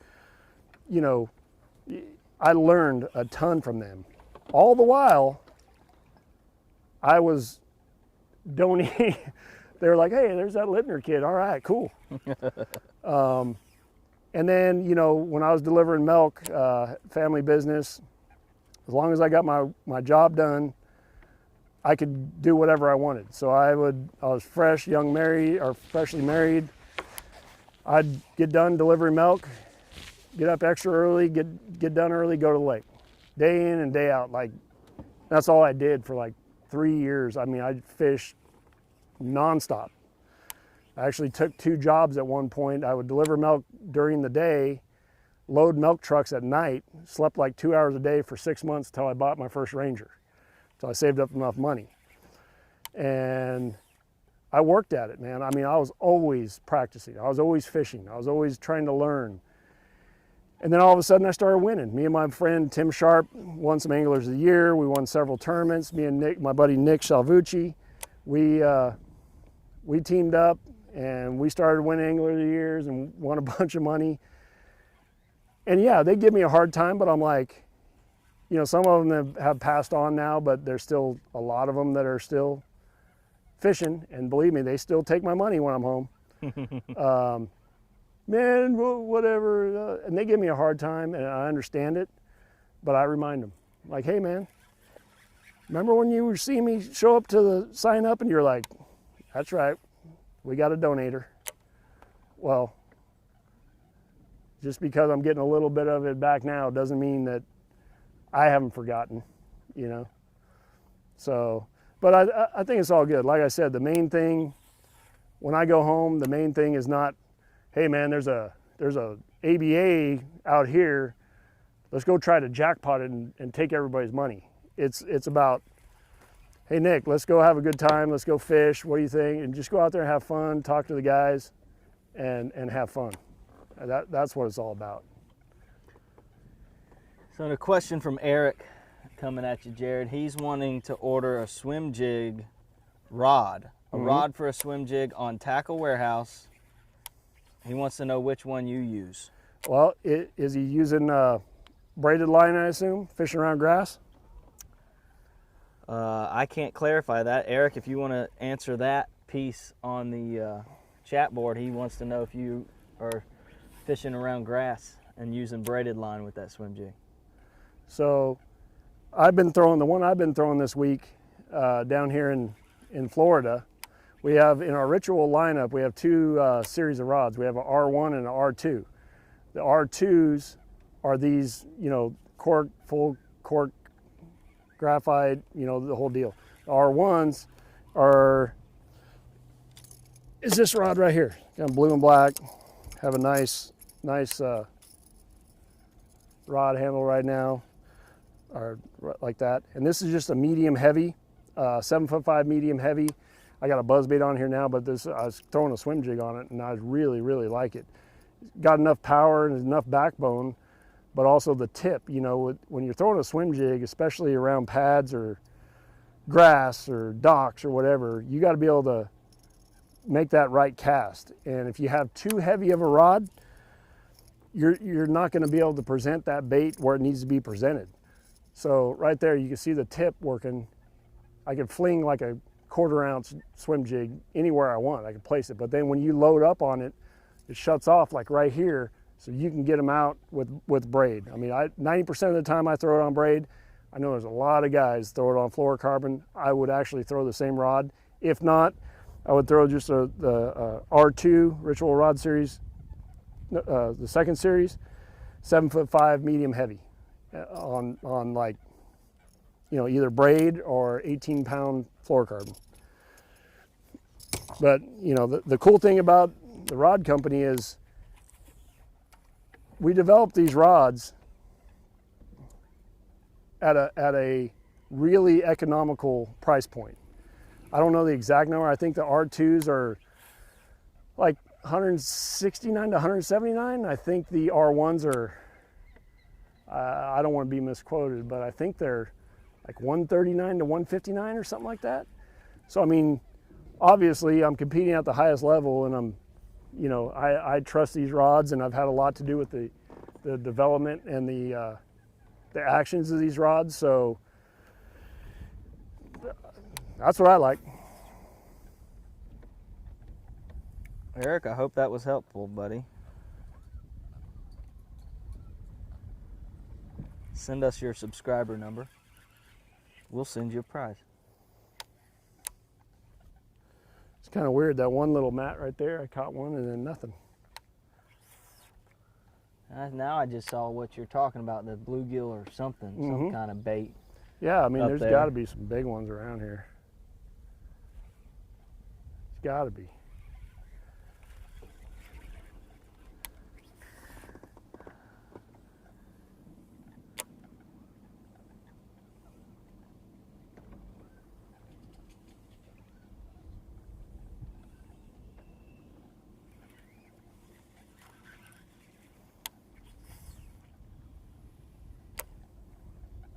Water's so much clearer over here than 500 yards over there in the main creek channel. Yep. Jared, that's got to be the vegetation?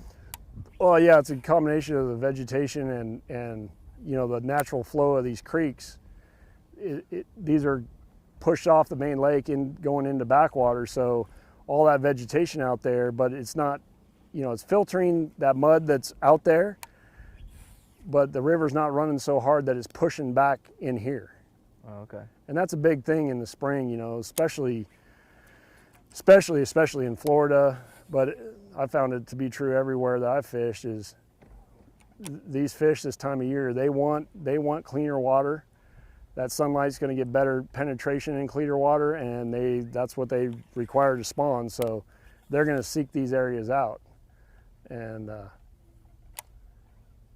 You know, the funny thing about fishing though is that there could be a whole group of fish way out there on the main river channel on some point or underwater hump that hadn't even thought about coming up here to spawn.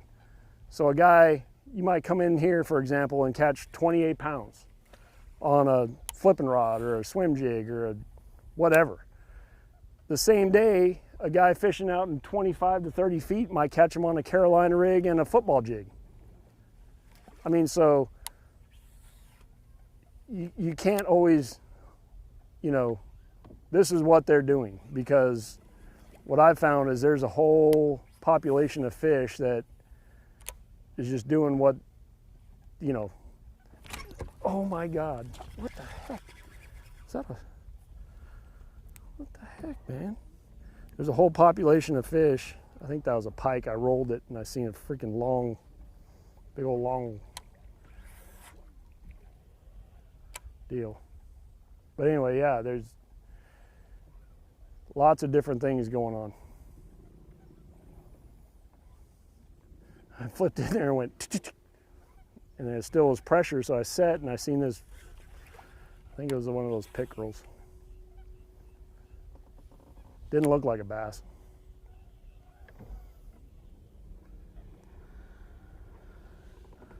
Well, I'm going to get to some personal, professional fish head questions here. Oh, no. Just because I've got some questions for you, Jared. Okay.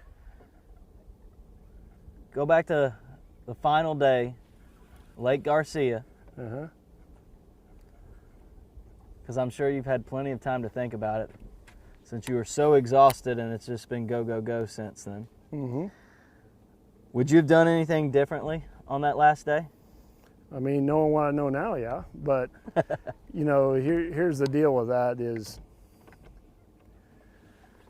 so if I had not seen what I seen as far as the amount of beds and the amount of small little males running around, and I've caught some, and I probably wouldn't have stayed in that area that long.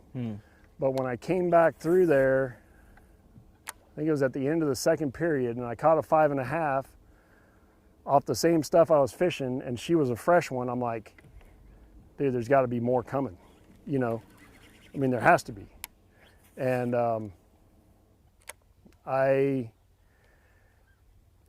man, you know, I had the lead, and I guess the right answer is, yeah, when Jordan started catching him, Edwin started catching him at the pace they were putting them in the boat, I should have been like, all right, this is played out. But what I really kept figuring, another female or two was going to pull up, and I was going to catch a couple big ones across from where I was fishing. I had seen one like that freaking long swim across the bed earlier in the morning, and I'm like, dude, at some point she's gonna lock down, you know, and I'm gonna pitch over there and, you know, with a Cinco or something, and I'm gonna catch her. I really honestly felt like that was gonna happen, but obviously it didn't. Well, you had a great finish nonetheless. I want to ask some of these questions. I know they're hard questions, but No, ask. do you wish the final day was on the Kissimmee chain, or did you like fishing the new water format like that? It was fun. I think it was the fairest way possible to have that event. I felt confident I could catch another, 25 to 30 pounds without a big one. But also I knew that there was guys catching like Dustin Connell. He caught 40 something pounds in one period. Yeah. So, like I said earlier, I think sooner or later there was going to be some monsters show up in that area I was fishing. Whether or not it would have happened Sunday I'll never know. But it was exciting. I mean, the fact that we didn't get to practice that lake, and you just had to fish what you thought was the best, that's the purest form of fishing right there, and Jordan came out on top. I mean, the kid can catch them from everything from a flipping rod to a drop shot and everything in between. You know, he's not, oh, he's just a flipper. That's not it. He may like to catch him best on a frog or flipping. And I think that's a big deal with, you know, you look at a lot of guys from the West Coast, your Aaron Martin, Skeet, Ish, Ayler, I know I'm forgetting some people, John Murray, guys that have been around forever and had really good careers. California, if you're, you know, I love to do this and frog and topwater, but if you go to Lake Shasta and want to punch mats and throw a frog, you're going to get dead last. You got to be able to drop shot. You got to be able to throw a little swim bait, a big swim bait, topwater bait, spinner baits, chatter bait.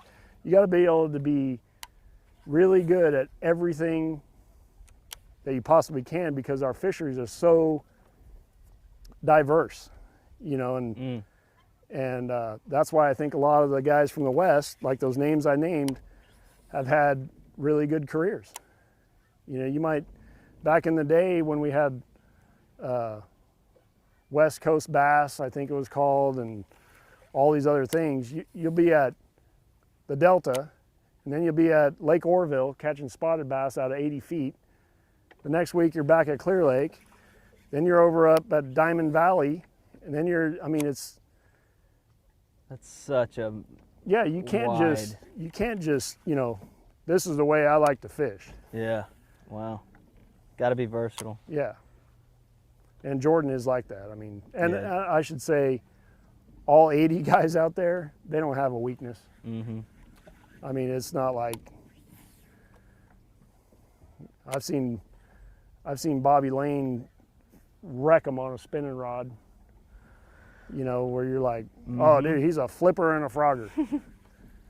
Until you watch him on TV whacking him, wearing him out on a spinning rod. I mean, you have to be that diverse. You have to be.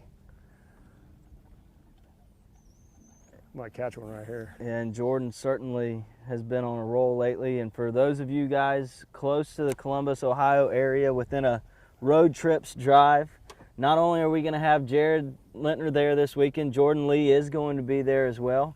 Ish Monroe on Friday, February 8th. And then on Saturday, February 9th, we'll have Pete the Dean Glusek, JT Kinney, and Mike McClelland. So it's the Dean and a bunch of Major League Fishing friends this weekend. So all the other tour guys were all competing. So these guys are kind enough. You guys go right to Conroe. So these guys are kind enough. Jared is driving to Houston tomorrow for me, and then I put him on a plane the next day to come to Columbus to work for us again. So how's the weather in Columbus?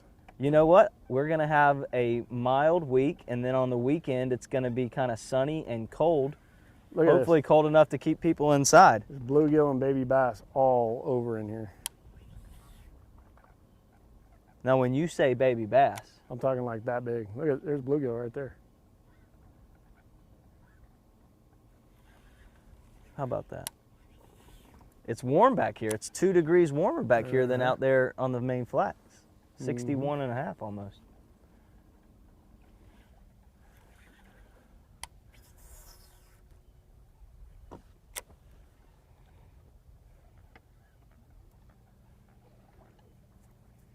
Did they let you guys practice on Lake Garcia, or did you go cold? You could ride through. You couldn't fish. Now, was that just during your off days that you could ride through? Yeah. Mm-hmm. So did you do the drive around, and what were you kind of looking for? I did not do the drive through. So you went cold. Yep. Cold turkey. Yep. Having to do it over again, I dang sure would have done the drive through, because I would have, you know, I mean, I think we had 4-hour drive through period if you wanted to do it. 4 hours on that side of the lake, you know, you could have visibly looked at mats or grass, what have you. But then, you know, you could have side scanned for offshore grass, and gosh dang, dude. You see one? Yeah, there were a couple. I didn't get a really good look at them, but. We got some cruisers? Yeah. I mean, they still weren't big.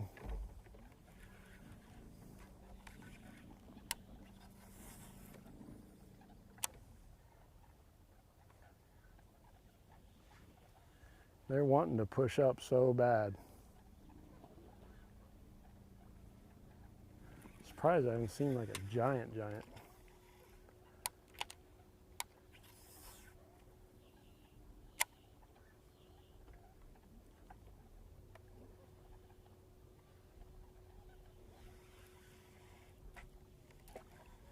A lot of shad in here, like big shad, like gizzard shad.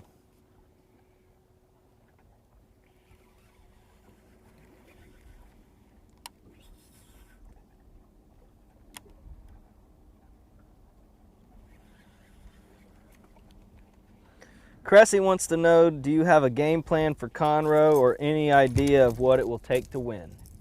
I mean, that's a great question. I wish I knew the exact answer.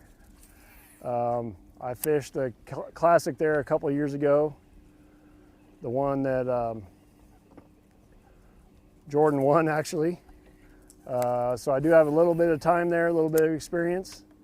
I don't think it's going to be like as many fish caught throughout the day as Florida was, but I will say I think the average size of fish is going to be bigger. I looked at the forecast. It looks kind of cold, kind of overcast, you know, all week.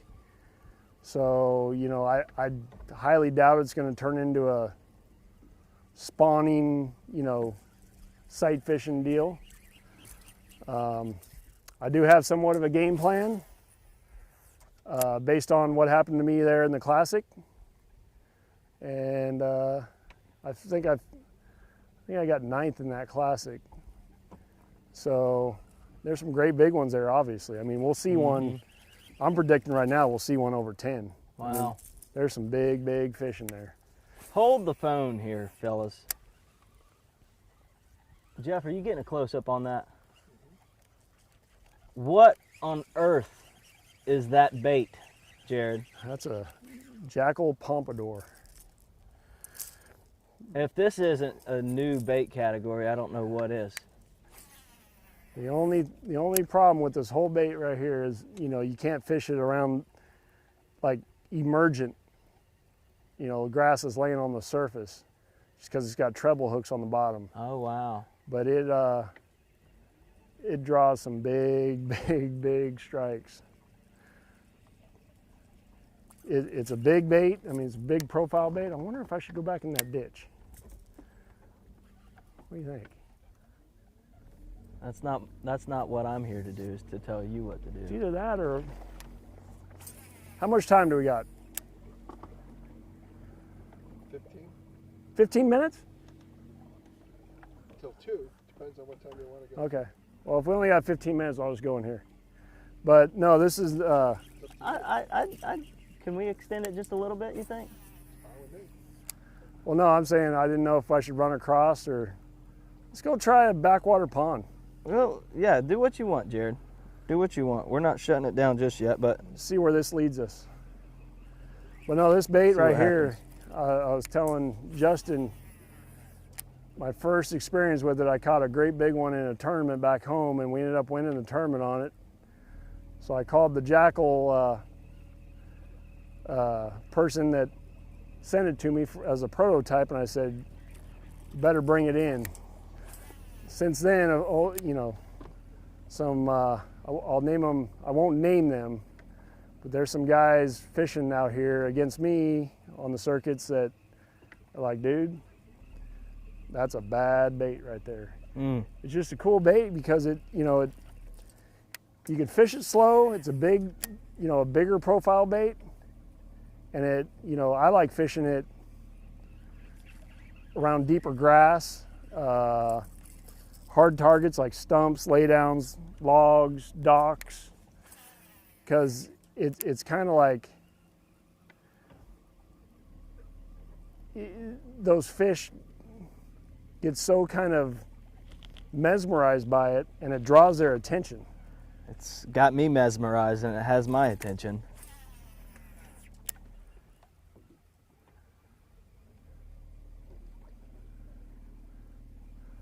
I mean, I don't know. I don't even know where we're going. I've never fished back in here. I assume that this is going to lead to another pond that may drop off to deeper water. Dang it, I wish I wouldn't have lost that big one. Or that other one. My fault.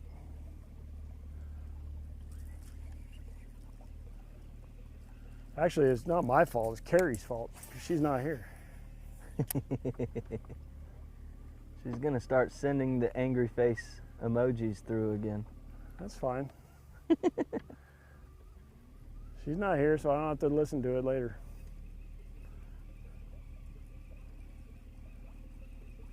No, you know, I mean, you know, you hear these guys, you know, on stage at weigh-ins or, you know, during their, we call it a post-game of Major League Fishing. And several guys always thank, you know, their wives or their girlfriends or their mom or their dad. And I can honestly say, you know, without Carrie doing what she does on the back home, I couldn't be doing this. You know, she takes care of everything at the house. She sends me a schedule. She feeds me the isogenic stuff. I mean, I'm telling you, I wouldn't know where I'm supposed to be. And I certainly don't know how to run social media. So if she didn't do it, I'd have to pay somebody to do it. Which, don't tell her that, because then she's going to want money. And yeah, so. Well, she got a nice check this week. Good gracious, man. What? So you're throwing this top water here. What's the minimum water temperature that you throw top water, that you start to pull it out? 50. 50? Yep. So 49.9, it's not happening. And once that you see that 5-0. I mean, I'll still toss it if it feels right. You know, you got a warming trend or a nice warm afternoon and the water's still cold and it feels right, I'll throw it. For sure. For sure. I'm just kind of searching. I seen like a 3-pounder right back there. Oh, did you? Swimming.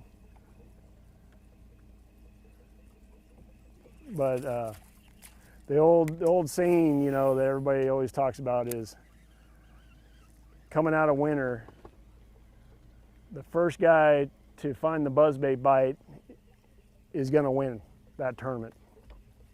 And it holds true, man. You figure out a buzzbait bite in January or February, you're going to win. Big ones, you know, they want to get shallow. They want to get warm, and there's nothing that agitates them more than something clacking and running over their head, and they got to freaking eat it.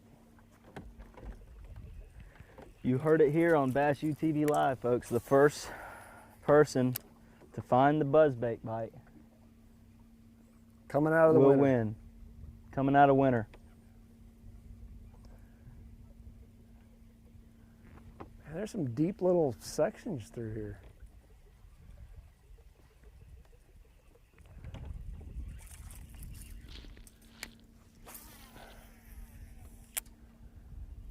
Not seeing a bunch of fish. I've just seen a couple, you know, one here, one there.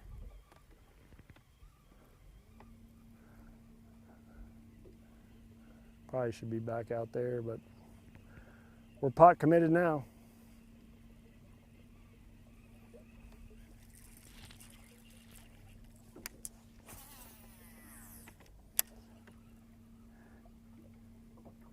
Yeah, this pompadour, man, I've caught a lot of good ones on it, a lot of big ones.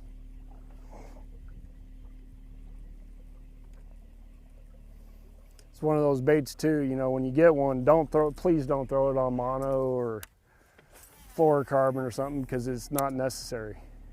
I mean, I'm not saying it won't work on that, but you're gonna get your feelings hurt, especially if you're fishing around this kind of, you know, grass, pads, any kind of structure where a big one can get you around. If you notice that line, the way that bait's riding, the line tie on that is up here. So the braid, your line is never, ever touching the surface.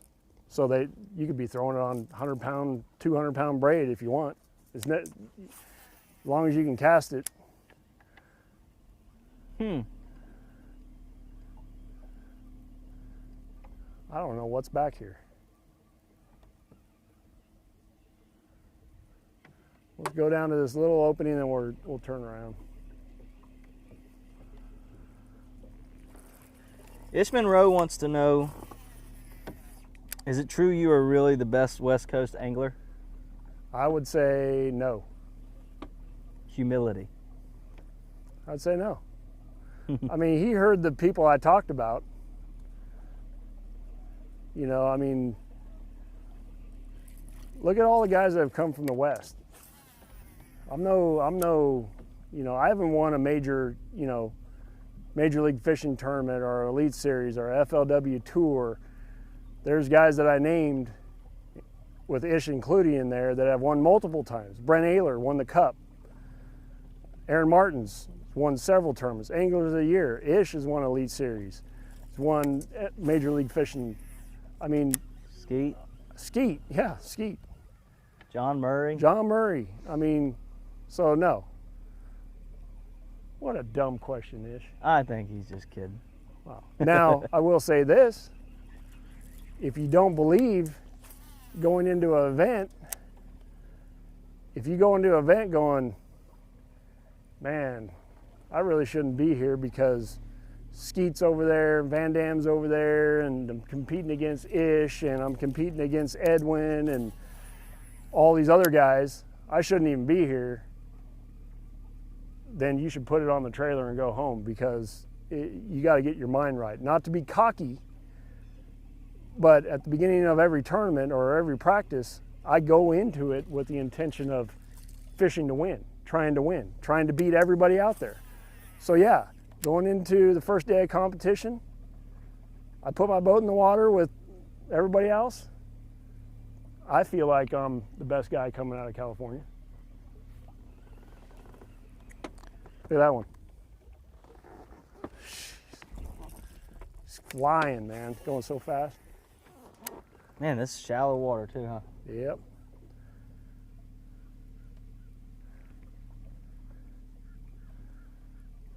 So yeah, you know, if you don't have that attitude, oh my gosh, come on. Oh, he turned off. He was V'ing for it. I don't even know how big he was. I don't think he was a big one. I think it was a little guy. He was coming for it.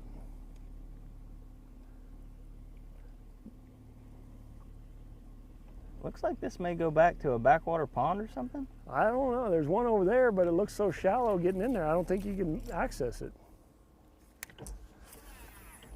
I don't know. Jared just went into adventure mode here. Hopefully they don't get lost.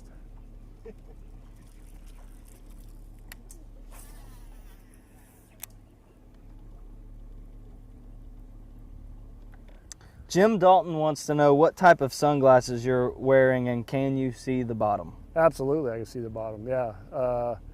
Amphibia Eclipse. So we make several different frames, but these are, you know, for a bigger, you know, I like a bigger frame sunglass. I believe the color of lenses is Sandstorm.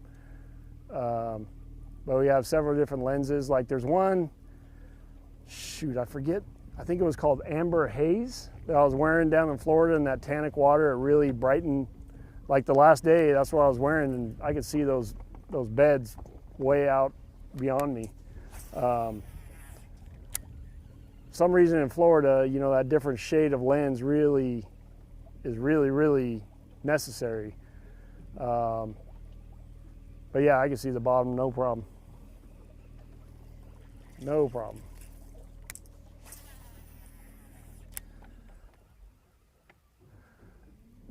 You know, I got that question a couple weeks ago when I was at Tackle Warehouse, actually. You know, just a guy fishing, you know, just not a tournament guy, just a fisherman.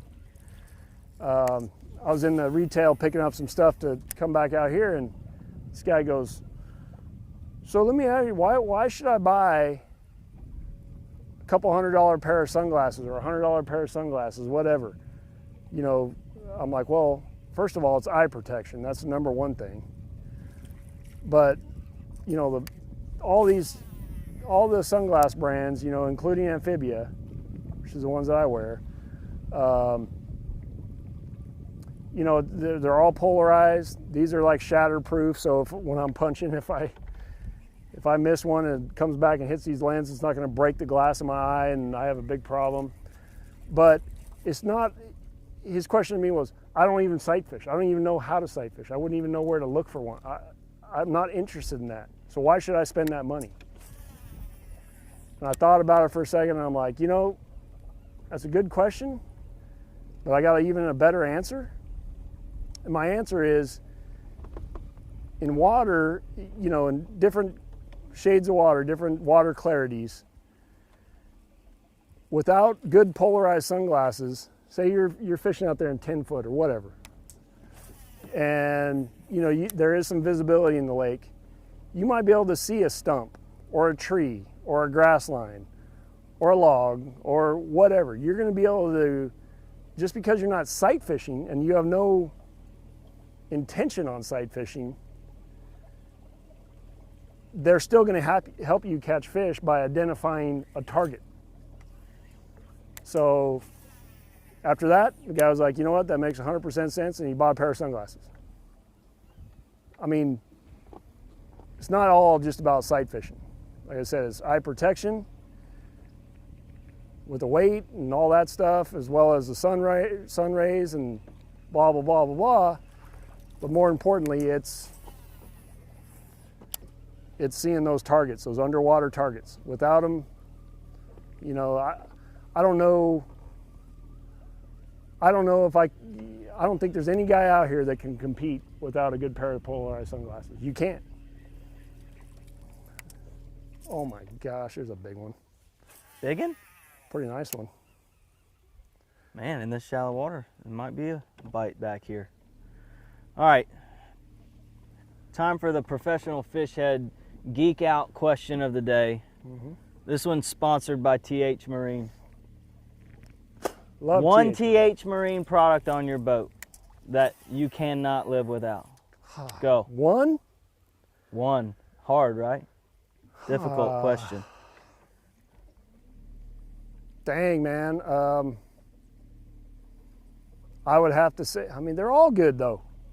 But right, but one you cannot live without for the way that I like to fish, I could not do without my Atlas jack plate. You know, like this past week, I was taking off in water without a jack plate. I would have had to idle for a half mile, or not a quarter mile. So being able to raise up and down your motor and get on pad in shallow water, which is the way I like to fish, is no brainer, you know. But that's a loaded question, man. Oh, all their stuff is, I can't live without. You know, the other one I get a lot of is the, dude, so that Hydrowave, does that really work, or is that just a big sales thing? And I'm like, look, dude, I've seen it go down where, you know, I've seen fish lift off the bottom, and I've seen that go down a lot. Then you have to be able to catch them, and I believe it does help them get fired up, you know, sometimes, and sure, yeah, that works that way.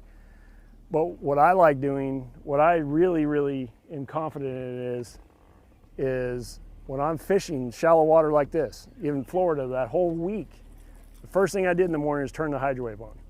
And the reason is because I feel like your natural boat noise of, you know, your trolling motor, walking around in the boat, you know, casting, getting in and out of your rod lockers, getting a drink of water.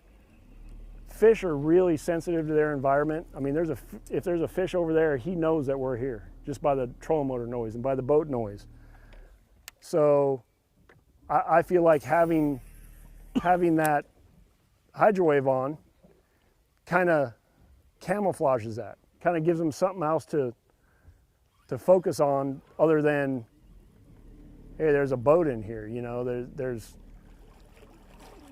it's kind of, I feel like it distracts them a little bit.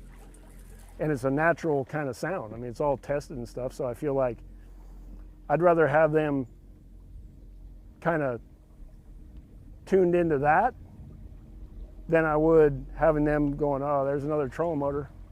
Don't bite, Jim. That's the way I feel about that.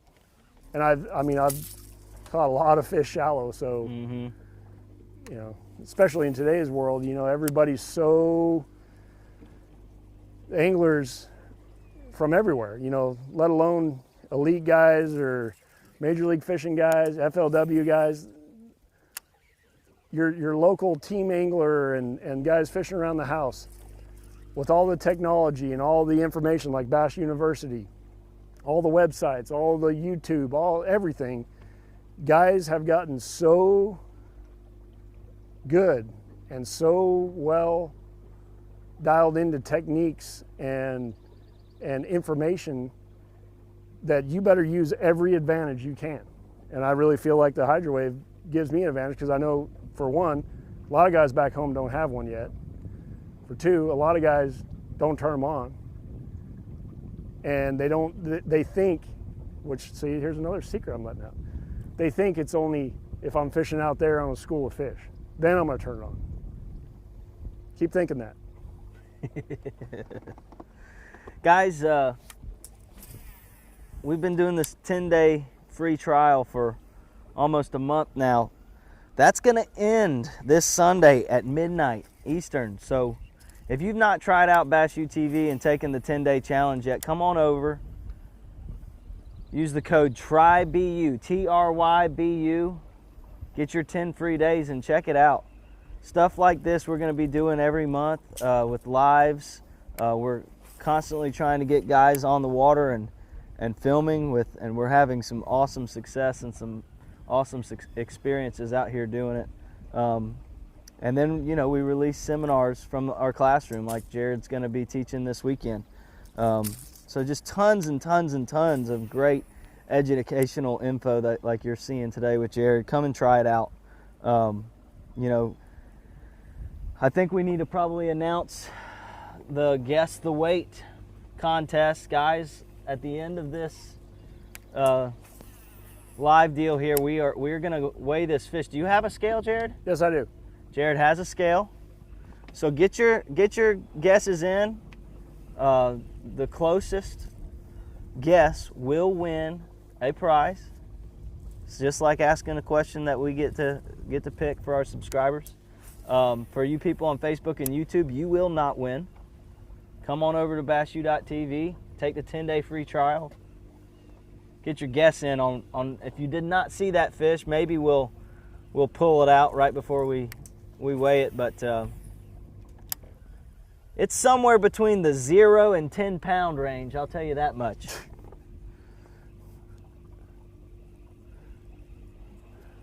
Man, I thought it was going to open up into, like, I'm sure there's a ditch or something that goes back in there, but I didn't see one when we came through. This is what you call practicing. I should have went flipping that Hydrilla or that Hyacinths. Well, maybe we can go do our little flipping deal or punching deal over there on that other place you wanted to go to, Jared. We still have some filming to do, guys, for some instructional videos coming to Bass U TV with Jared. Jared's being our workhorse this week. We really have enjoyed today, but he's going to be in Columbus with us, like we've said earlier, on Friday. Wait a minute, I thought you said for doing all this, you're going to give me one of those big Timberline Traegers. I'll put a call in. That's all I can do is ask. I'm the ask man. Oh, Pete likes Traegering. I'll take his. That's fine. Okay, there we go. I'll let you take that up with the dean. All right, cool. Thanks, Pete.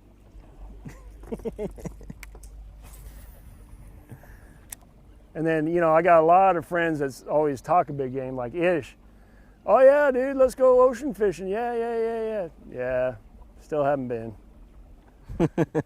But when he's needed a pompadour, guess who gives him one? See, Uncle Jared. It's the same thing as being married. Oh yeah. What I need a pompadour. You do? Everybody needs one. No, they don't actually. I'm telling you what, I have heard of it. I will admit that this is not the first time I've seen it. This is the first time that I've seen it in action, though.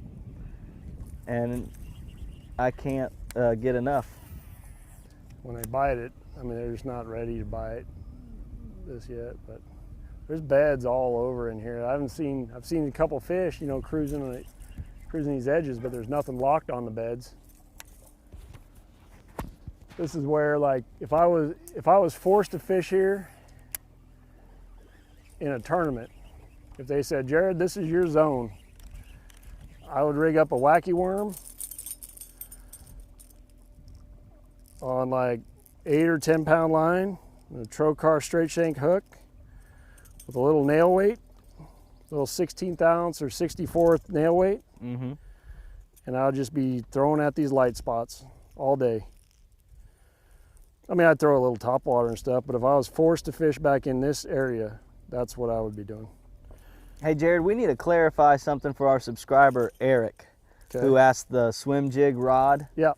question. He wants a specific rod make and model that you're using, if you can help him out there. Ritual Angling R1C 75 MH 75 fast medium heavy.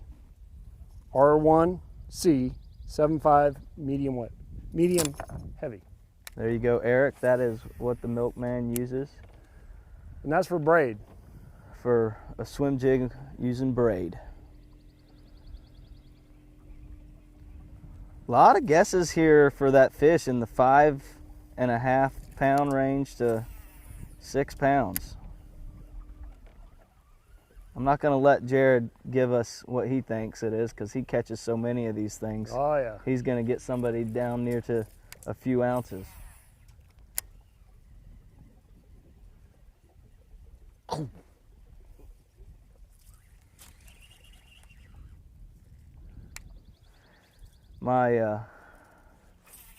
Our Bashu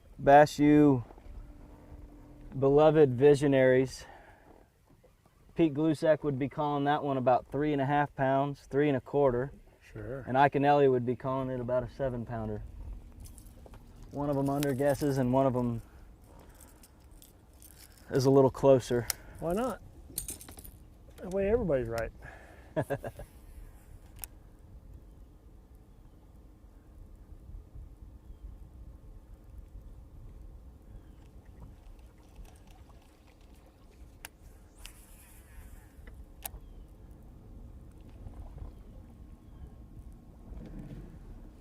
All right, we're gonna cut this off at 2:15, Jared. It's 2:09. Okay.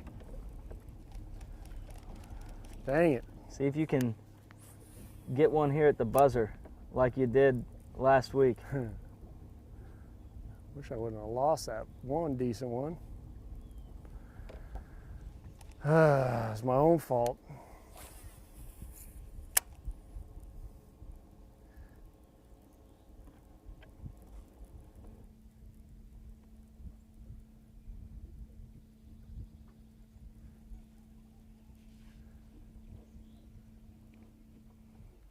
My own fault.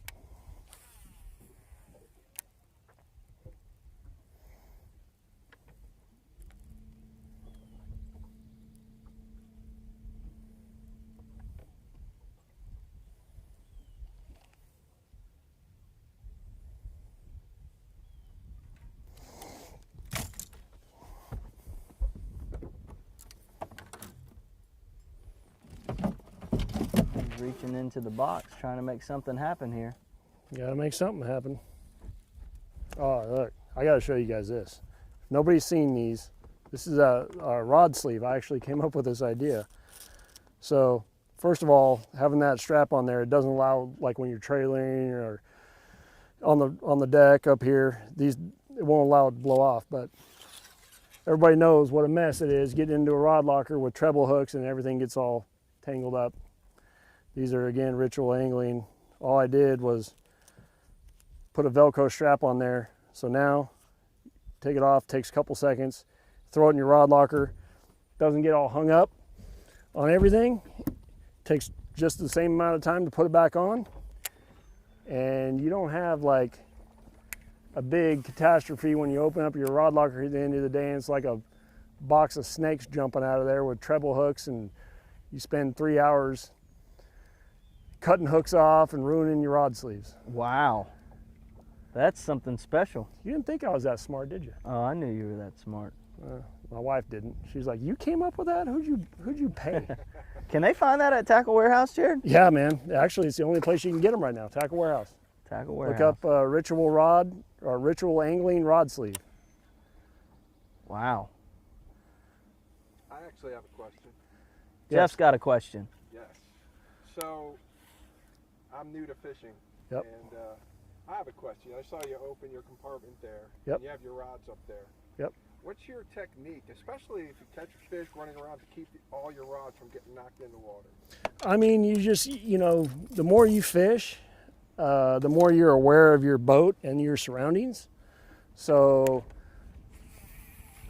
I mean, I really, really try not to have 25 rods up here, but it'll happen. I mean, I'm not gonna lie, especially in practice when you don't have anything dialed in. But just keeping your boat organized, I think, like fishing right here, you can see they're all messed up. But if I was to say gonna run across the lake, I'd take a second, organize them all, make sure there's no treble hooks stuck on the lines, get them all nice and neat, strap the rods down, and then go across the lake. So, because if you don't, and you just throw that strap on there, that treble hook's gonna be on that rod, in that reel, in that braid, that treble hook's gonna be over there, that line's wrapped around that rod tip, and you think you're saving time, but then when you run down over there, put your trolling motor in the water, and it's been a little rough, then guess what? Then you gotta power pull down and sit there and untangle everything. It's a nightmare. So, time is essential in bass fishing, everybody knows that. I mean, whether it's major league fishing or whatever circuit you're fishing in, time is everything. So would you rather, I'd rather take care of it on the front end and save less problems later. And there's some anglers, I won't name their names, that are, in my opinion, disasters. And it's like, dude, how do you even stand on your boat? But that's how they fish too. Everybody's got their own, their own confidence thing and their own way they keep their boat, and I mean, my way is not better than your way. But it works for me. And that's what that's what a guy's got to determine, is what's he confident in, what's he comfortable with, and, learn from others, take their advice, apply it in any way you can to help you become better. And that's what it is. Whether you're a recreation guy or a tournament guy, if you think you know it all, you're in the wrong deal. I mean, I've been at this game a long time, and every time I put my boat in the water, I learn something. Every single day.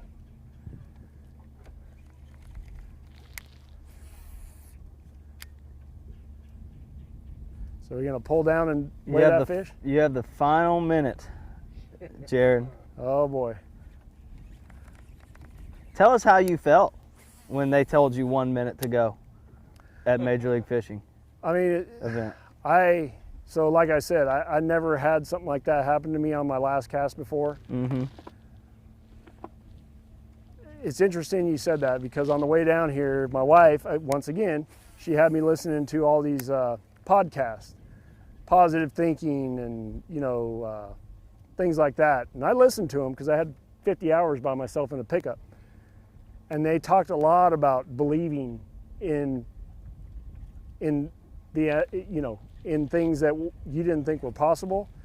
And to be honest with you, I kept that in the back of my head until that last cast. I mean, I was like, I'm still gonna catch one. And when it did, then I was like, no way that just happened. Like, I believed it, but then when it happened, I didn't believe it.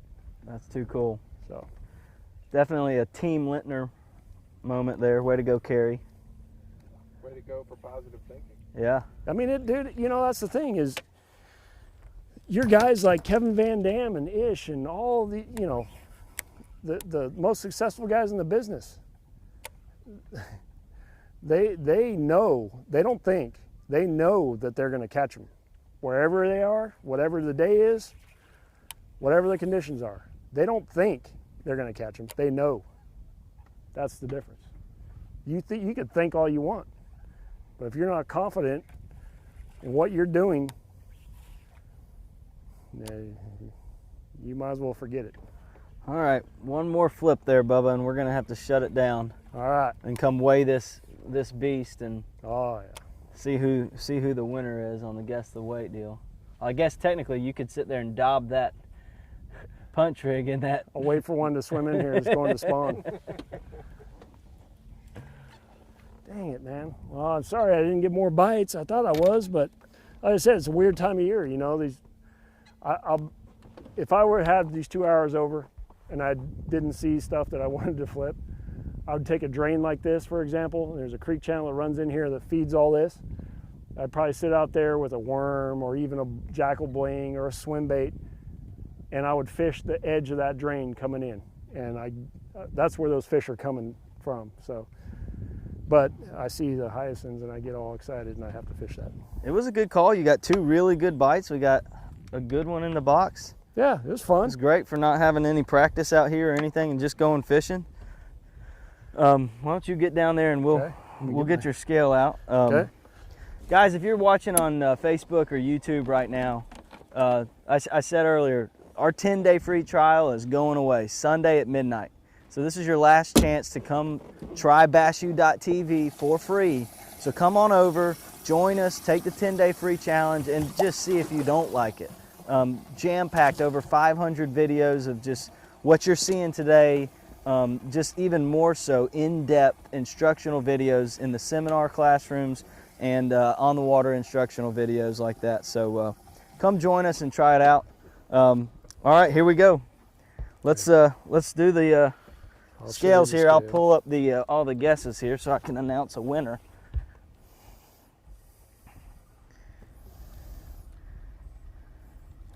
And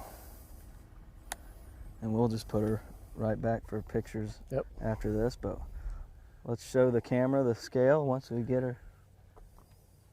What do we got? That's it? No, I think we need a Randy Howell reweigh. Okay, let's see. That's all it is? What's that saying? 520. 520. 520. What do we have? That'll also skinny equal about 5 pounds and 3 or 4 ounces. I may need some help from the home team here. 520. 520. I'm looking, guys. I've got a 5.6, a 5.5, which is 5 pounds 8 ounces. 5.6. I believe the winner is Michelle R. Michelle R, congratulations. You win the guess the weight. She guessed 5 pounds 6 ounces.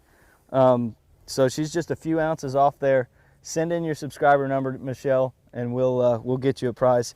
Jared, thanks so much for joining us today. It was awesome fish, awesome decision there. I know you got quite a few bites there and took some figuring out to do, but if you had to just kind of sum it all up, and you had 2 more hours out here, what would you do? I'd go to these ditches and fish off a little bit, or I'd find some deeper mats. You know, I'd look at my Garmin's, find the contour lines, and the channel swings actually meet the bank. If it had hyacinths or hydrilla pushed up against there, that's another final point. But come to Clear Lake and we'll do a we need to get out there for a week, don't we? Yeah, awesome. We'll break all the records, I promise. Okay, well, maybe coming to Clear Lake soon, guys. Hope you guys enjoyed it. We'll see you guys soon. Jared, look forward to seeing you in Columbus in a few days. Thanks, man. Thanks so much.